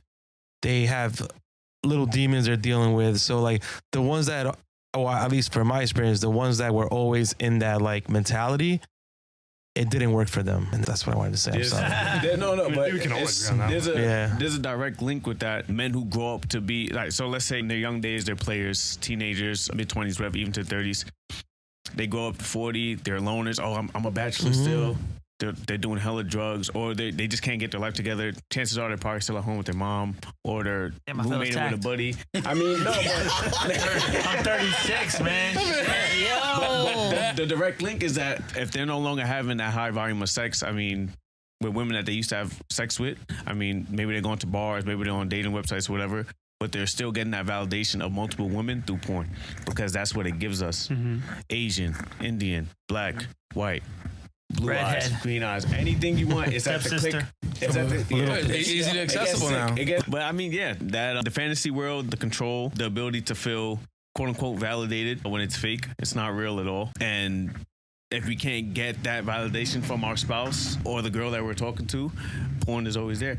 Porn's gonna be there to validate me when I take a shower, when I go to bed, when I wake up in the morning. Anywhere you go, it's with you, and it's worse now. Like Dirty said, because it's Easily at the accessible. click of a button. It's on your phone, and the soft versions of porn on Instagram or TikTok don't even make it better, because it's just It's visually. It's everywhere. visual. Yeah, It's pretty much visual. everywhere. So, and now it's becoming more like It's more streamlined. It's more streamlined. It's on your normalized, television. and It's in bad. Like, movies. It's everywhere. and I just want to In bring your up another face. point, which is crazy. So on ESPN Instagram, Okay. like the Instagram page, or any like male dominant like page in the sense where it's like sports or whatever, first thing you see in the comment section is bots. So it's the bots or sex bots or whatever. Like it's just females, half naked females, fake pages, whatever. And Check just, out my page. Busty, check out my my page. goodness. And I had a thought today, and I was like, yo, this is really wild. Like the way it's sick. Like there's like an attack on men, and it's so blatant. Like that you can see it right here in this It's comment the section. algorithm. Yo, I actually got a And it's text algorithm. message. It's the You know what I'm saying? algorithm. But it's wild how they like. It's like I want to keep. What's the appeal to keep men here in this low level of? Red and blue pill. Well, I mean, if you even think about it like this, I mean, what do you have in football? You have professional cheerleaders that wear very revealing outfits. And who is watching football? The men are. So I think it's, again, appealing to a basic instinct. It's a basic instinct. Men want to reproduce. It's just ingrained into us. We can't control that urge. Like, women will go through menopause and that's it for them, whereas the men are just like always have that drive of wanting to reproduce. I actually got a random, like, about bots and stuff like that, like an actual text message from like a random phone number, like, hey, let's meet up, and then two pictures, and then this girl sent 2 pictures afterwards. I said, what the hell? I was like, I didn't even get this. How did this person even randomly text me like that? And it was just so random. Blocked that shit right away. I was like, what the hell is this? So random. They saw you coming. Yeah, I mean, I said, maybe you got him this time. That means more than one thing. Yeah. But I want to take a step back and talk about how fatherhood is a component with depression. I think I only say that because I think a lot of it is unfair. I guess in our case, that I was allowed to have 6 weeks off and you were only allowed a week off, 2 weeks or something to that effect, right? So when it comes to fatherhood, how is it that you guys are not treated the same as the mom, right? Is it because we're bearing the child and things like that? But your connection to the child is just as important as the mom's. So how does fatherhood play a role in depression? Because we have, postpartum. How does it affect you in sense? Or how did fatherhood affect you in a general sense? I'll be the first one to say I didn't want kids. Period. Only because if I can't take care of myself, how am I going to take care of a kid that's fresh in the world? What am I going to do? Like, meanwhile, I wasn't making that much money. Like, how am I going to provide for this other being? But you adapt. It's just weird how it happens, and you just adapt. And there's no book or no preparation. I mean, there's no book or no textbook or anything that can prepare you for parenthood. You get a glimpse of what it will what was going to be, but it doesn't prepare you. And to get back to your thing with fatherhood, there are some mothers that don't want the fathers in their lives, and that affects dads mentally also, because they want to be in the kids' lives and they want to provide and they want to, I guess, to be inclusive. I'll say in the this. process. I'll say this. Keep it personal to yourself. So how's it? Have you depression for you when it came to fatherhood? So you mentioned before money. Oh, to me, when she first told me the news, I was upset. I was like, oh my God, like. But meanwhile, I'm 28. You were not upset. You were like. I was like, what? He was mad. I was not mad. You were mad. You were mad with the second one. I'm like, what? Number two? But it's just a feeling that you can't describe, because like mentally. Yeah, it did, because you were angry. It did. Oh, no, for the first one, because now, like I said, you adapt, but then after a while, I wanted to do everything that I didn't get to do, or because we didn't have our father figure around. So I wanted to do it differently than how I was raised. So I figured, all right, here I am. Now I got 2 kids. This is 2 extra chances at life that I didn't get to have. Or how do I raise them the way that I didn't get to be raised? Where did the anger come from? My anger? Yeah, from my dad not being around. So I'm talking about where the anger come from when he first, because my reaction to hearing Stephanie's pregnant is completely different than what I'm hearing from you hearing Stephanie's pregnant. So I want to know where the anger came from when you heard the news. Because I wasn't ready. Like, to me, I just wasn't financially ready. Yeah. So it's just money. It was just money. Okay. I'm never gonna recover. I'm never gonna exactly. I'm never gonna recover from this. To me, it was because in my mind, like, I play sports, I play baseball, I went to college, and I was like, I wanted to, I guess, do it the right way. What is the right way? I guess there isn't a right way, because things just happen. No, well, what did you envision? So when you say the right way, you had a vision of how you wanted it to go. Like everyone has a vision of having the American dream, going to school, graduating, getting married. Nice, okay. Kids, house. Also, because we did it in the opposite direction. We did it in the opposite order. Yeah. Okay. Well, that's why it's called untraditional way. That's why it's called the American dream and not the American reality. Right. So in my mind, like, but then again, I was. The only difference is that I wasn't under 20 when I had our kids. I was 27, 28 years old. And once he was born, then I just kind of like got over the fact, all right, you know what? I have this being I got to take care of. And everything just fell into place on its own without me being upset or anything. But in the beginning, once I found out, I was like, what? I'm going to have to get another job. How am I going to take, because now she's going to be out of work for a while. Yeah. She's going to school. Like, how am I going to pay for all these things? But then it's just weird how life just adapts to your lifestyle, and it just makes you become more responsible. Because I'll be the first to say I was irresponsible with my money growing up. But I think what I'm trying to get at is, did you feel depressed because you were going to be a father? Because your initial reaction, you were not happy. And that took a toll on me, because I thought that we are in this predicament.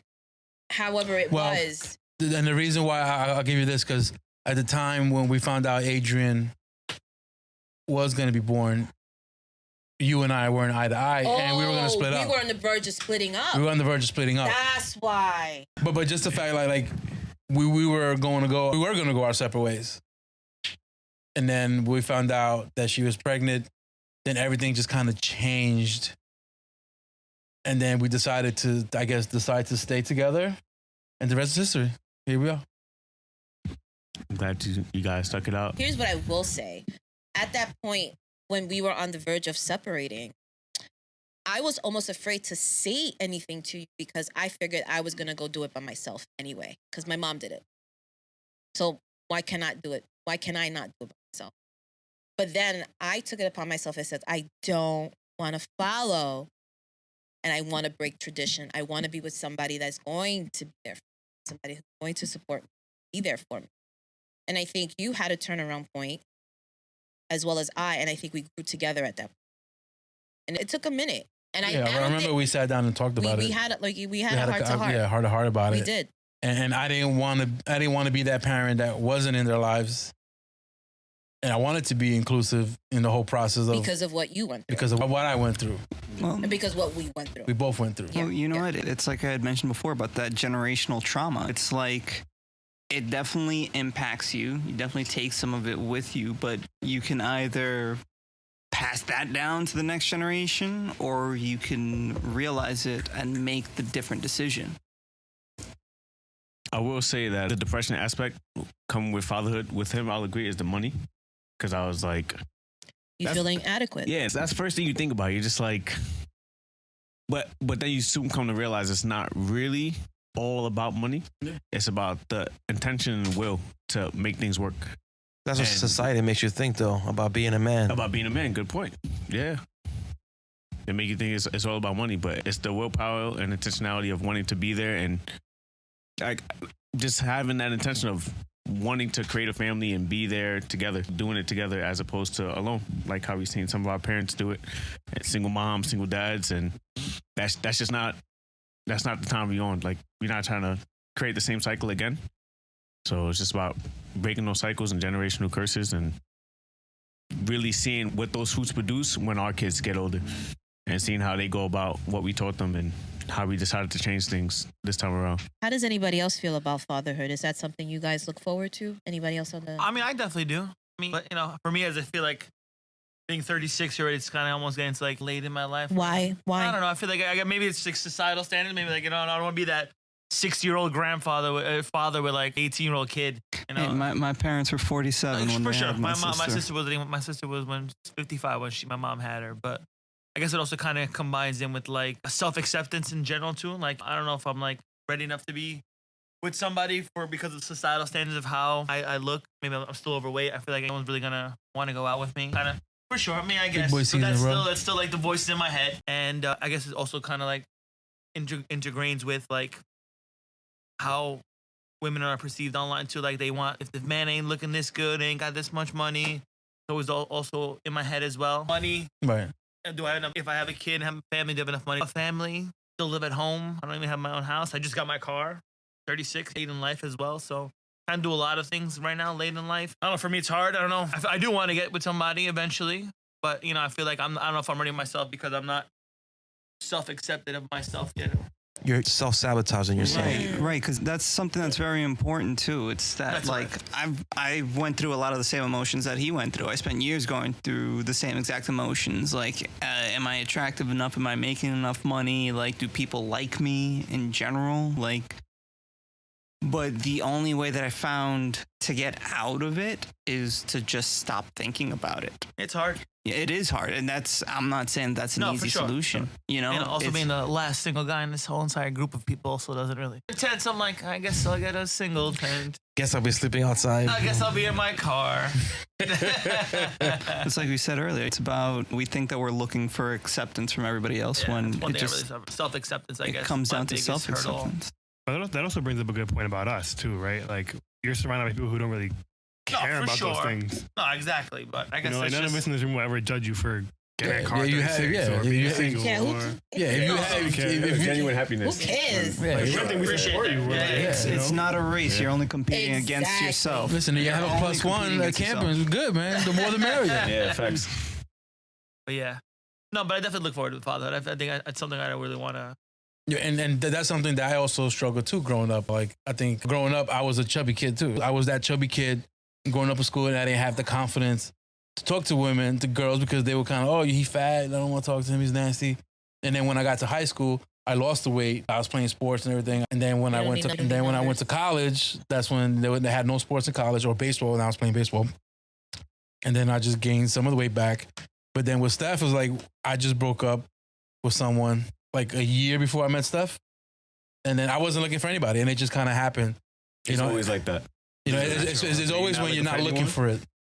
Don't just come. I was like, all right, you know what? I'm single. I'm just going to chill, live my life. And I told her at the same time, when I was talking to her, I was talking to 3 other girls. It's so funny that when you talk about self-consciousness and worrying about your weight, do you think that had any effect on you in your adult, even though you felt confident in yourself or to some extent? Do you think that it played a role in how you approach life and how you approach people and how do you talk? I do, because I look in the mirror now and I kind of see like a glimpse of the kid I was before. And I always I could get back to that. I could lose the weight. In my mind, I could lose the weight, but I just don't feel like going to the gym. Yeah. I hate going to the gym. Yeah. That's my, and especially growing up and then being in high school sports, being in the gym every day, training every day after school, weekends. And then I love doing all that, calisthenics, going outside. But then once I stopped doing it, I kind of just I always put it back. Mm-hmm. I could get to it. I'll get to it. I'll lose the weight. And at one point I did. When I was training for NYPD, I lost the weight and I got back to almost to the desired weight I wanted to get to. But then I didn't get in, and then the weight gain came back. So it was always when I look in the mirror, I kind of see remnants of my younger self. I can't lose the weight. I will get back to that point. But then again, I'm married. I don't have anything to prove to anybody. I won. I won. That's a tough one. That's a tough one because I can say the same thing. We can relate differently, right? Me and Andrew. Well, it's as far as being a father and being married, right? Well, I meant the gym. Well, I'm just gonna make a direct link to Dirty with this one. So I feel like it's even more reason. So past, right? Upbringing. This is key to everything. To the habits we do now. Everything that makes sense that you wouldn't even think makes sense, right? My dad was in the gym his entire life. He has 4 kids, 3 of them boys. What are they doing? In the gym. I was in the gym with my dad at 5 a.m. When I was 10 years old. And now what am I doing every single day? Literally 4 a.m., 5 a.m. It's ingrained in me.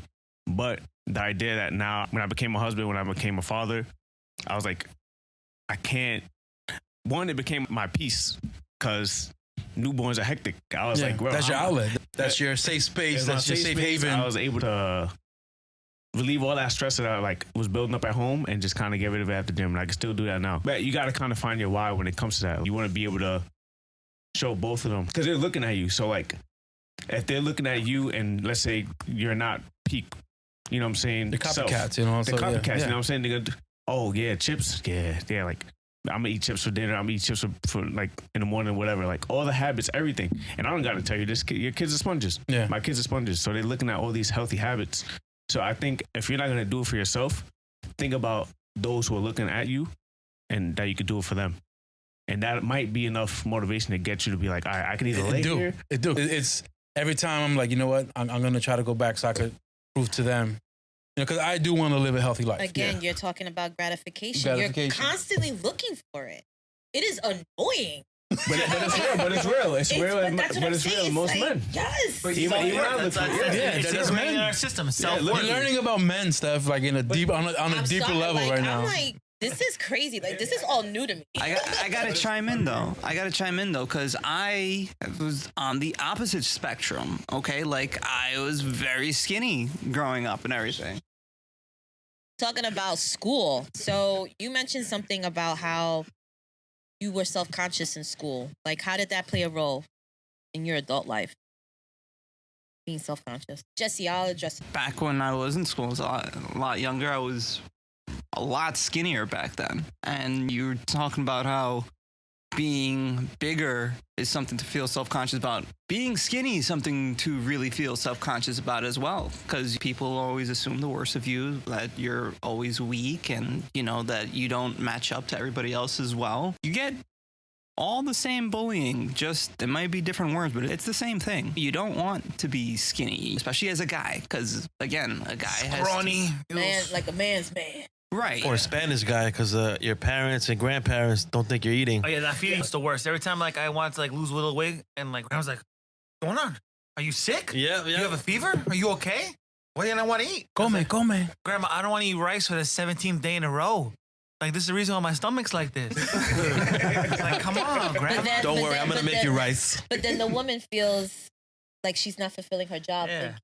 happy. Yeah, so now my grandma just makes me the pork chops instead of the rice now. So, so I eat my. I said, I'll take the pork chops, grandma, just no rice. I eat rice at work. So it's not, I don't eat bad. I just I don't know.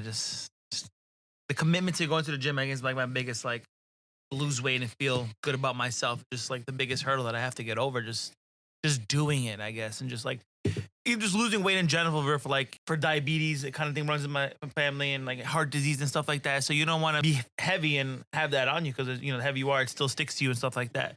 So you want to, and you still just want to look good for myself. I want to feel comfortable. That when I take off my shirt and everything, I look at myself in the mirror I look good. I don't want to still look at this fat kid that I've seen my whole life.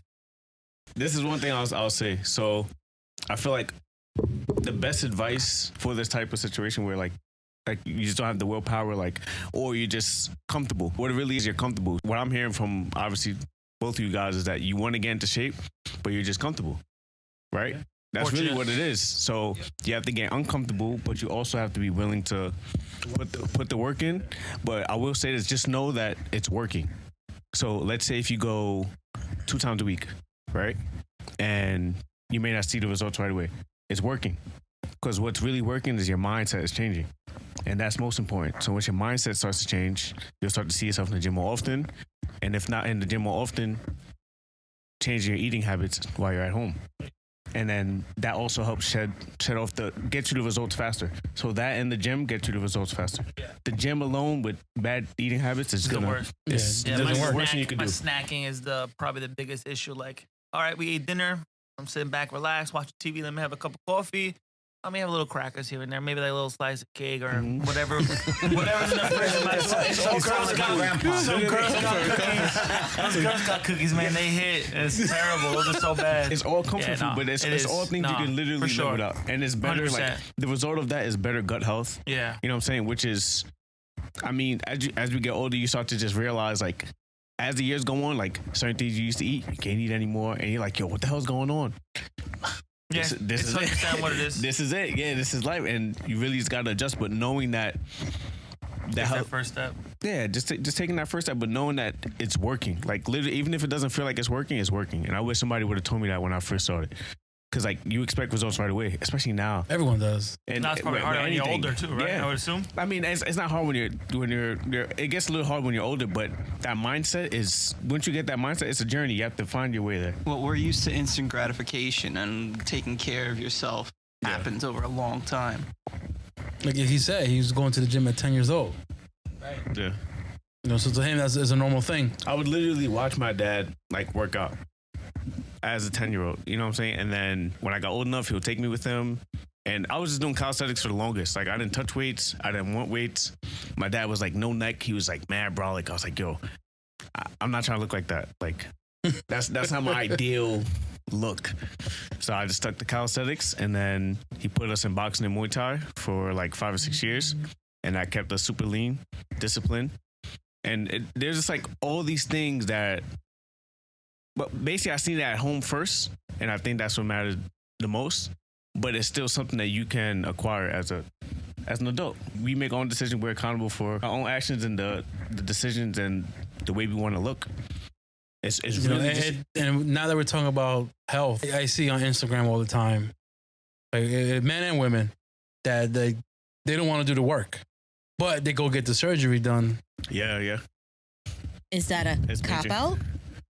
Well, some people need it though. Yeah, some people some people need it, right? Because some people they work hard and then they see no change. It is a medical emergency or something. But I want to say that percentage is really small in comparison to what we're seeing. It is, yeah. You know what I'm saying? We're seeing it just out of leisure and wanting to compete with the next.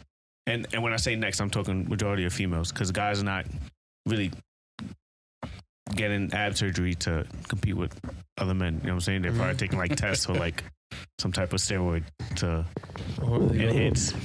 Even though I've been in the gym and I'm keeping myself healthy and stuff like that, that comes with its own sort of body dysphoria. Body dysphoria. Yeah. Yeah. So it comes with that as well, where I'm looking at myself bro, I could look better. Bro, you're at peak performance. You know what I'm saying? For a natural genetics, without taking steroids or anything like that, bro. You're good. Stephanie has to be the one to tell me that, because me, I'm just yo, but my comparison is coming from Instagram. I'm looking at guys who are taking steroids and they're shredded. I can't get like that unless I'm taking roids, bro. And but my mind refuses to believe that like I can do it without roids. Like I can do it all natural. Like I'm just now getting to a point where I'm like, yo, like you're not getting like that unless you're taking roids and like you're putting your health at risk. Now it's mental. Now it's mental. Yeah, it doesn't it's make a mental thing now. Or your testicles. Or your I mean, it's true. And the testes, you're right. It's true. But again, it all goes back to the desire to be accepted, the desire to be desired. Again, survival of the fittest. If you are fit, then you will find a mate. You will procreate. You will have a more fulfilling life, or however. And I think that's a toxic trait that we all have, because like me being an artist, I'm constantly looking at Instagram, at other artwork, at other comic artists, at other designers and professional stuff, and just thinking, I have been spending hours upon hours trying to perfect my craft. Why am I still not as good as them? And that creates this self-defeating cycle for me where it's like, I want to get better. I start practicing, but then I get frustrated with myself, and then I put it down and I no longer want to continue because of how frustrated I am, because I feel like I'm not good enough. Inadequate in comparison. Yeah. So it's a self-defeating cycle, and it's a frustration that I deal with all the time. I deal with that all the time. It might not be working out or anything like that, but it's still their desire to be considered good enough, the desire for my peers to acknowledge me and recognize me. But then I notice I perform best when I'm not thinking about it.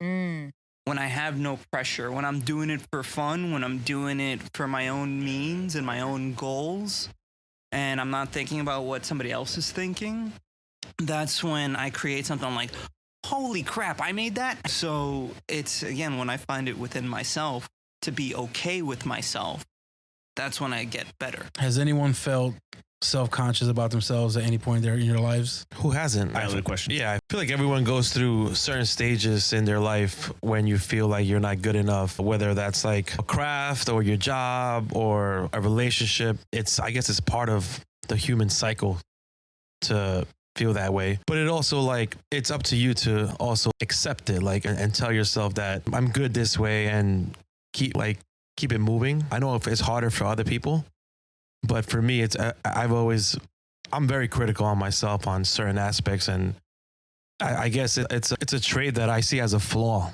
as well. And part of that is because I get obsessive with wanting to be better, wanting to be accepted, but I also see it as one of my strengths, because it does lead me to be better and not be self-conscious about certain things. But it's tough. I feel like it's tough for everyone, whatever you're self-conscious with, yourself or your job or whatever it is. Like, it's a tough one to overcome. What's an example for you personally?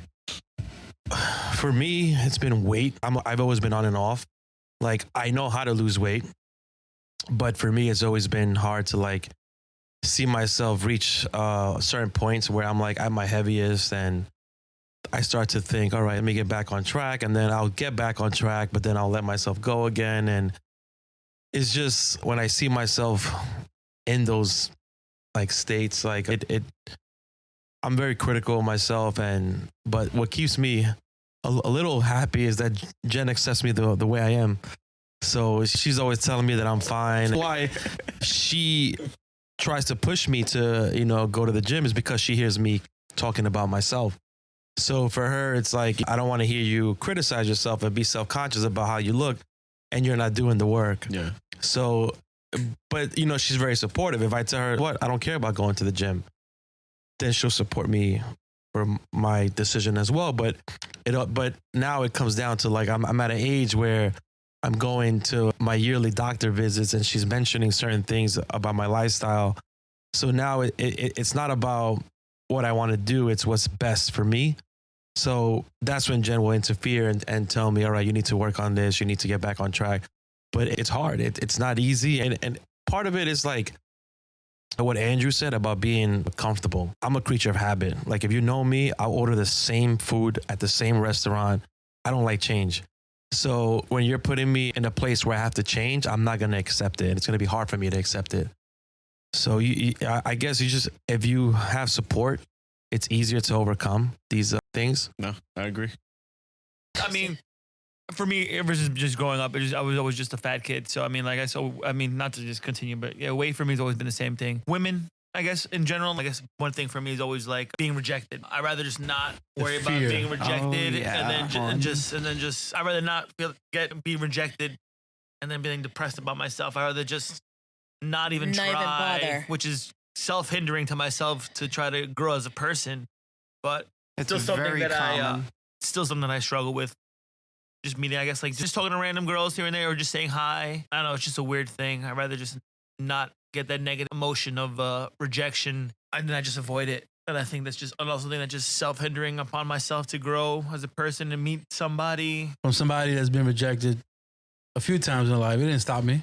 For sure. I still talk to girls, growing up. I mean, so everyone has fear of rejection, but what have I've noticed in my life, like what helps with rejection is getting rejected. That's what everybody says. Yeah, the first time is the hardest, and then after you get rejected so many times, you kind of like, all right, whatever. I mean, you can't be scared because not only in like your love life, but business, work-wise, you'll get rejected. Like they'll pass up positions to other people instead of you. So you just have to like just shoot your shot, like, and see what happens. Not having a car and stuff like that was a big thing. Mine has always stemmed from being an athlete. Really? Yeah. So for me, like, as you guys know, I played basketball my whole life. I played college basketball, short-lived college basketball career. But I still play basketball to this day, and like, not even subconsciously, just like consciously. You always want to be like, well, for me, I always wanted to be the best athlete in the room, right? Because like in basketball, there's always that one person who stands out, right? Stephen Curry, LeBron James, Kevin Durant. You always want to be like one guy in the room where everybody's like, yo, like he's nice. So I always wanted to be like the strongest, the fastest, jump the highest, shoot the best. So, and to get that, you obviously have to work out. And I was just working out in the gym, shooting, in the gym, running, in the gym, like lifting, in the gym, like working on jumping higher. And there was times where like, even in college, like I was in the gym way more than my teammates. And for some reason, like they just were still better. Like in college, because that must have been so frustrating. So frustrating. Like I was in the gym like 3 times a day, shooting, dribbling, working out, running, jumping, like, and then they're like in the cafe, like eating like a fried chicken sandwich, and I'm like, yo, my dude, like, what are you doing? And I'm like, I mean, I saw my progress because that motivated me to get better. Like I was jumping higher, I was running faster, I was shooting better, I was getting better as an athlete. But then like you look over to the guy on your left and he's like sleeping and like working out like once a week, and he's still outperforming me in every way possible. So like for me, I always wanted to be that standout athlete. So that's really what drove me. And then like when seeing that I didn't stand out, like don't get me wrong, there would be days where I'm like the best athlete in the gym. But then there's some days where I'd walk in the gym and I'd be like the ghost in the corner. But that's like anywhere you really go, like even if like your job or wherever you go. So subconsciously or whatever, the self-reflection or any of that, my issue was always, how do I stand out the most all the time? Was it just in sports, or did that kind of bleed into other aspects of your life? It was mostly just in sports because I was eat, sleep, wake up sports. That's all I really did. I was in the gym. If I was in the gym, I was playing basketball. And then playing basketball, I was at work. Like those 3 things were a cycle. They still are kind of to this day, but a creature of habit. Yeah. Do you guys think then that what we need as men in general is more of a source of drive rather than a source of pressure? I think there's enough drive if you're not distracted. When you're not distracted, you're more present and you're able to be aware of things in your life that you have to maintain, work to keep, or work to gain. So if you have goals, those are good driven, like. But it's like me and Sammy were talking about how like there's something that we can do and we can do really well. But then we find that there are other people that we think are better. Mm-hmm. And then that puts pressure. And the more pressure we have, the worse we perform. For me, my mentality has always been there's always going to be somebody better. Always. Yeah. No matter what you do. This is true. But can I be the most consistent? So I treat my photography that way. I'm not the best photographer, but I'm the most consistent one, or at least I feel that way. And like, they might not hire the best photographer when they're hiring me, but I'm bringing a certain level of experience and Professionalism. consistency Professionalism. that I'm proud of. And usually like that keeps me like, I'm okay with that. Like as long as you accept, I guess everyone's different too, but I'm also very critical, but I feel like when I started thinking like that, it kind of took away that pressure Alleviated. of being the best and trying to be the best, because now it's like, all right, I'm okay with being second. I'm okay with being third. Like I'm still going to get what I want out of it. So a lot of it is just that mental block that you're putting on yourself, that mental stress. Right, the pressure. Yeah. I guess the other question I have is, if there is a method of drive, you do want to look up to people that are better than you so that you can push yourself. I think it works both ways. It might work in a negative or it might work in a positive way. I always like to look to people that are always smarter than me. I always look to people that know more than me. And I know for a fact that is a reason why I'll only know I'll be better, because I know somebody's going to always be better than me. So I don't think that was never a mentor block for me. I've always surrounded myself with people that were always smarter than me, better than me, so that I can come to that point and say, hey, I want to know what you know so that I can be a better person. But I guess that's just me personally. Yeah, I think for men, there's a lot of pride and ego that kind of stops us. That gets in the way, yeah. Yeah, it stops us from doing that because we want to feel, we want the spotlight. Anywhere that you go, you kind of want that attention. You want for whatever it is you're putting the most work in. Or like, okay, I'm going to the gym. I'm working all the time. Okay, I want to be the most fit person in the room. Let's say that's my thing, right? Or photography or whatever, videography. And then if somebody else is doing the same profession, it's kind of like, okay, now it feels competitive even without it being spoken about. Like if you and that same person are doing the same thing. So if It's nature. It's just nature. So I do photography, Ro does photography. There's a competitive nature there, but it's not even competitive because it's spoken about. It's just we're both males, we both do photography, and we both make money from photography. And it's also now everything is the same. Wedding photography, all that stuff it's in the same field. We're in the same field. I can learn a lot from Ro and Jen, and I have over the years, because now I'm trying to establish a business that's not predominantly wedding photography based, but I just love photography and videography. I'm just trying to. But that's your drive, I'm just trying to get in. But that's your drive. Yeah. That's your passion. Yeah, it's my passion and I love it. So I've learned, the more, when I was younger, I don't know, 21, 22, it was hard for me to ask them certain questions and try to learn from them and be vulnerable or humble enough to be hey, how do you go about this? And how do you light certain things? And because I'm just I don't need them. I don't need this, so I don't need. I'll figure it out myself. I'll figure it out myself. Yeah. And I was like that and too. Then take years to freaking learn something I could have learned from just a question. So age humbles you, experience humbles you. Being able to just realize that people are. Well, you got to know this person, but people are genuine and they want to help, and you also want to give off that same energy. If anyone is coming up in anything that I've experienced in and I have a skill set in, yeah, I'm gonna help you. Yeah, just ask me. Be approachable. I'll even give you my 2 cents on whatever it is. I don't know. So more of that and less pride and ego, but no one really teaches you how to break that stuff down. Nobody It's does. so natural how it just flares up. So you got to be able to check yourself and be why? Why is it? Why even just why? But Then you deal with other stuff about being self-conscious. Somebody comes to you for help and you're like, how am I going to help this person? I didn't do anything. That's not Imposter different. syndrome. Right. That's what I'm saying. Imposter syndrome. So there's other mental blocks that happen. I'm guilty of that. When people will come up to me and say, hey, I love your work. And I just still feel weird. You can't take a compliment. I can't. I still can't take a compliment. I feel uncomfortable when people do that. They're just because the way I see it, I'm just a person with a camera. I'm not there's parents that come up to me and Jen and they treat us like celebrities sometimes. And it's uncomfortable for me. And it's just weird. But like you said, the imposter syndrome is I'm not worthy of this praise. Yeah. It's tough.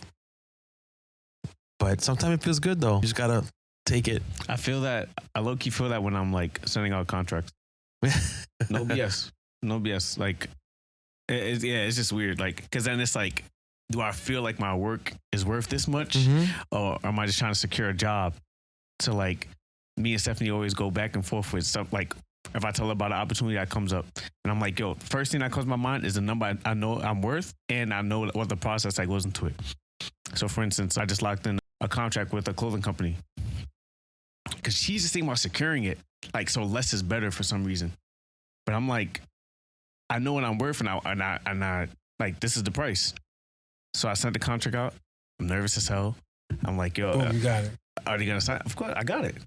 I got it. But that like, you got to stick with your gut. You got to stick with what you're worth, you know. And I'm learning that as I go along, not just with my business, but along with just in life in general too. The way people talk to you, the things you deserve, the like, whatever it is, you got to be able to like trust that instinct, that gut feeling, and not really waver and listen to other people.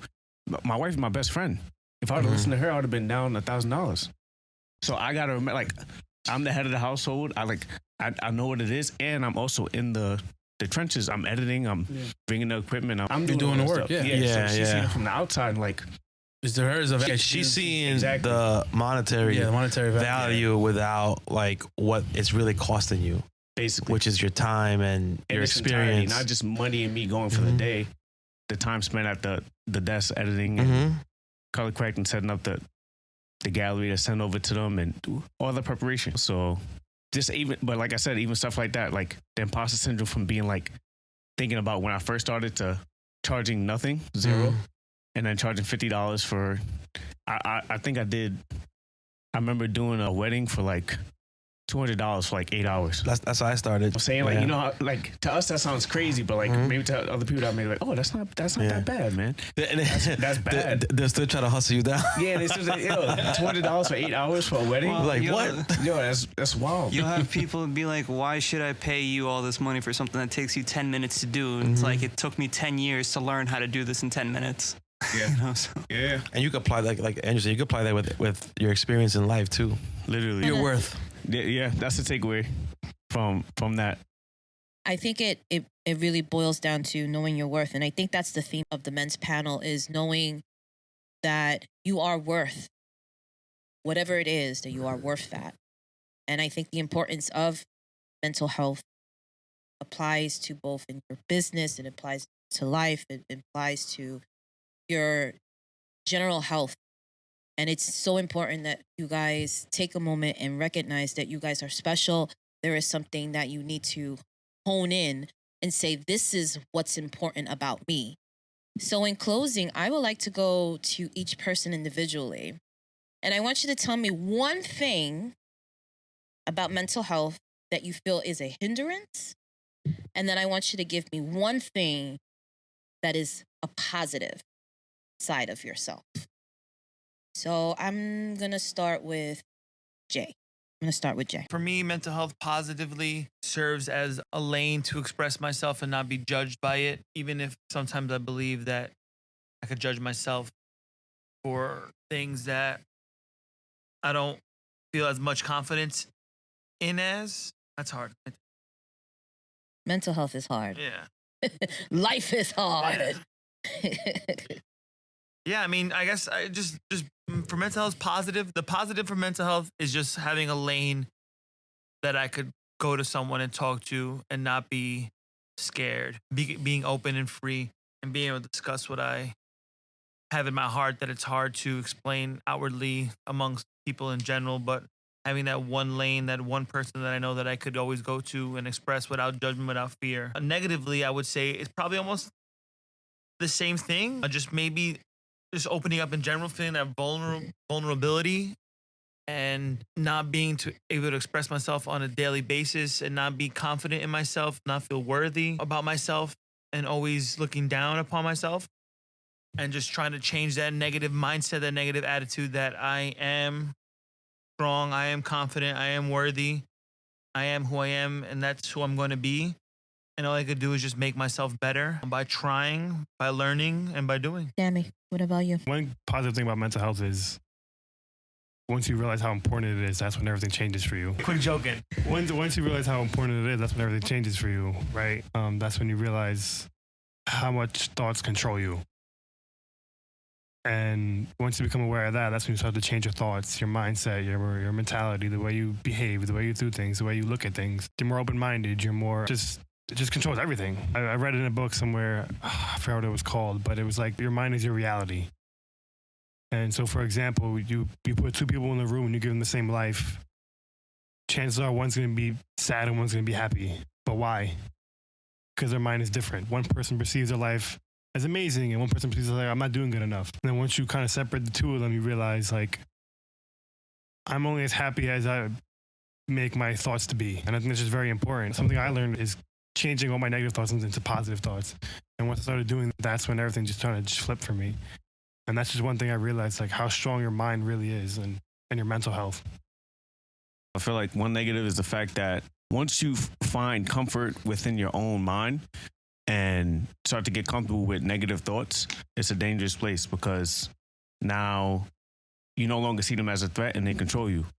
And when that happens, you're susceptible to making bad decisions and you're most likely leading down a path of depression. And it's really hard to get out of because it's you and your thoughts all the time. And no one else is with you. But so, like, I can be with Stephanie, I can be with my family and still feel depressed. And I've struggled with that, like, a lot, where, like, the kids run around, they're laughing. There's love in the air, right? But I don't feel any of it. How is that possible? Because I'm in my head. And I've managed to, if I can describe it, it must be like a freaking castle and just different levels, like, and I'm at the bottom. And I'm trying to climb my way up to the top. And that's what it feels like. I'm like, bro, but who's going to help me get out of this? And that's what I always struggled with. So, like, that is definitely a negative because it stops you from being present and it stops you from being able to feel the love that others are trying to give to you and the love that you need to give others. Like, I need to be present for my family, for my friends, and I can't do that if I'm depressed and if I'm in my head. God has helped me through that. Prayer has helped me through that. My wife has helped me through that. Even up until this day, like, I still need kind of like that reassurance and that encouragement to know that like Andrew, you're loved. Men don't hear that a lot. Like, you're loved. Not I love you. We hear that maybe often, but hearing that you're loved is like a game changer. Like, that's validation. Gratification. That's the one. So that's one negative. And the positive of it all is, I mean, the fact that we're not alone. Right? Like, not one person is dealing with mental health by themselves. And once you realize that everyone in the world is going through it, like, literally, like, that should be enough for you to start opening up to your close friends and family and being able to, like, say, hey, like, this is what I'm dealing with. And I feel, well, I've seen that it works best with siblings because we all grew up the same. So our traumas are the same. And for that very reason, the conversations can maybe flow a little bit better, even though they're hard to initiate. They're definitely changing. I've had one with my sister the other day, and literally, like, traumas are the same. Like, everything is like exactly the same, and I don't have to no longer kind of feel like I'm alone in this because I'm not. I have to say, like, a big negative is how easy it is to focus on the negatives and to pull at the threads of yourself and to focus on the little minute things that maybe somebody else might not even be thinking about, somebody else might not even care about, somebody else is oblivious to, yet you yourself will pick at it. And you yourself will be your own worst critic, and you yourself will put yourself down. And it's just easy to do that.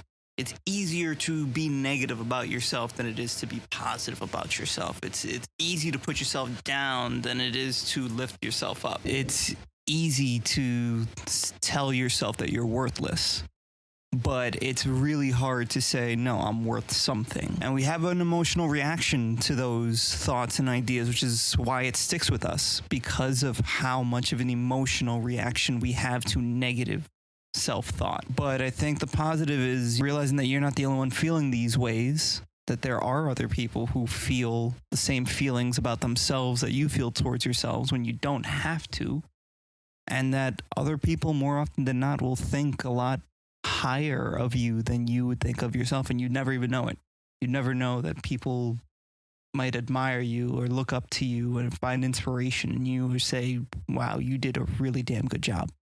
Or like, you were just a great person overall. So I think through this, you find compassion, you find empathy, and you say, you know what? I could use somebody who could treat me this way, so I'm going to treat somebody the way that I need to be treated.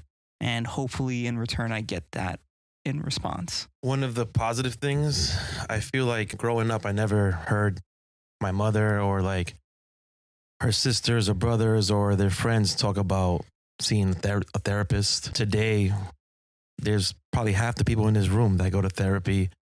So one of the positive things about it is that people are realizing that they need help. People are finally starting to realize that they need to better themselves to be better versions for their spouses, for their family, for their friends. And I feel like there's a movement on it. Everyone's learning, everyone's getting educated. Maybe one day I'll go to a therapist myself. I mean, I've always felt that I never needed it, but hey, I mean, you never know. Like, I probably do have some stuff that Except I need for your to. violent outbursts. People are taking the time, like, not only to be physically healthy, but mentally healthy. They're realizing that in the past, people weren't getting help. And they want to break those molds. One of the negative things I see is that they use mental health as an excuse for disgusting behavior of what goes on in today's world. Like, if someone goes shoot up a supermarket, they want to say this person's mentally ill. That's one of the negative things about it. Like, now that people are talking about it, they're using it as a tool to excuse certain behaviors. So that's one of the bad things for me. Like, I feel like, just calling Ace an Ace, like, not everybody's mentally ill. People have hatred. So that's how I feel about it. If you keep working on yourself, and like Sammy was saying, like, your thoughts are the culprit. Like, once you conquer your thoughts and realize that it's just you that's keeping yourself back, and you can move on and be a better person.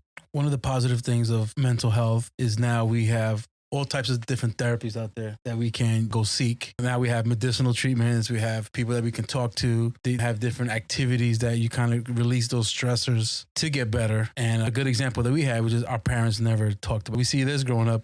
We feel like there's nothing going on behind the scenes. So we feel like there's nothing wrong. And then meanwhile, like, we see all this. Okay, there's nothing wrong. I guess we deal with this internally. And the negative part of men's mental health is that we tend to not seek therapy. We're men. We're supposed to be strong. And society places us into those criteria where we have to be strong or have mental toughness. One thing that I can say is that we're not alone in this room. We heard everybody's story on how everyone has dealt with mental health growing up. One thing I can say is we're not alone. I'm not afraid to seek help or to talk to anybody. And beginning of the show, I'll admit, like, I was afraid to admit it. And then one of the positive things is we could all relate on a positive level on how we all connect in this thing called life. So I want to thank everybody for coming to this men's panel. And I want to thank everybody being open and having this conversation with us, because I think this is truly important. Having that conversation, because it is a real thing. Mental health is just as an important issue as any issue you can think about. So I want to thank everybody personally. Jay, I want to thank you for coming out here and speaking about your truth. Sammy, I want to thank you personally. I love you guys. Andrew, thank you so much for participating with me. Jesse, you are the man. Thank you so much. Rolando, my brother, you are the best. Thank you so much for coming and taking the time and speaking about the importance of mental health. Thank you for moderating a good panel today. I tried. Yeah, good job. Give yourself credit too. And this is Table for Four, a family conversation podcast talking about family. And listen to the past episodes about health, culture, stories, and much, much more. New episodes are released every Wednesday, and we are currently on Anchor, Spotify, Apple, Google, Breaker Radio, Radio Public, iHeartRadio, Pandora, Amazon Music, and CastBox. And you can listen to wherever you find your podcast. And do not forget to follow, like, and share on Facebook, Instagram, Twitter, and TikTok at Table for Four. And we will catch you up on the next episode. Good night, everybody.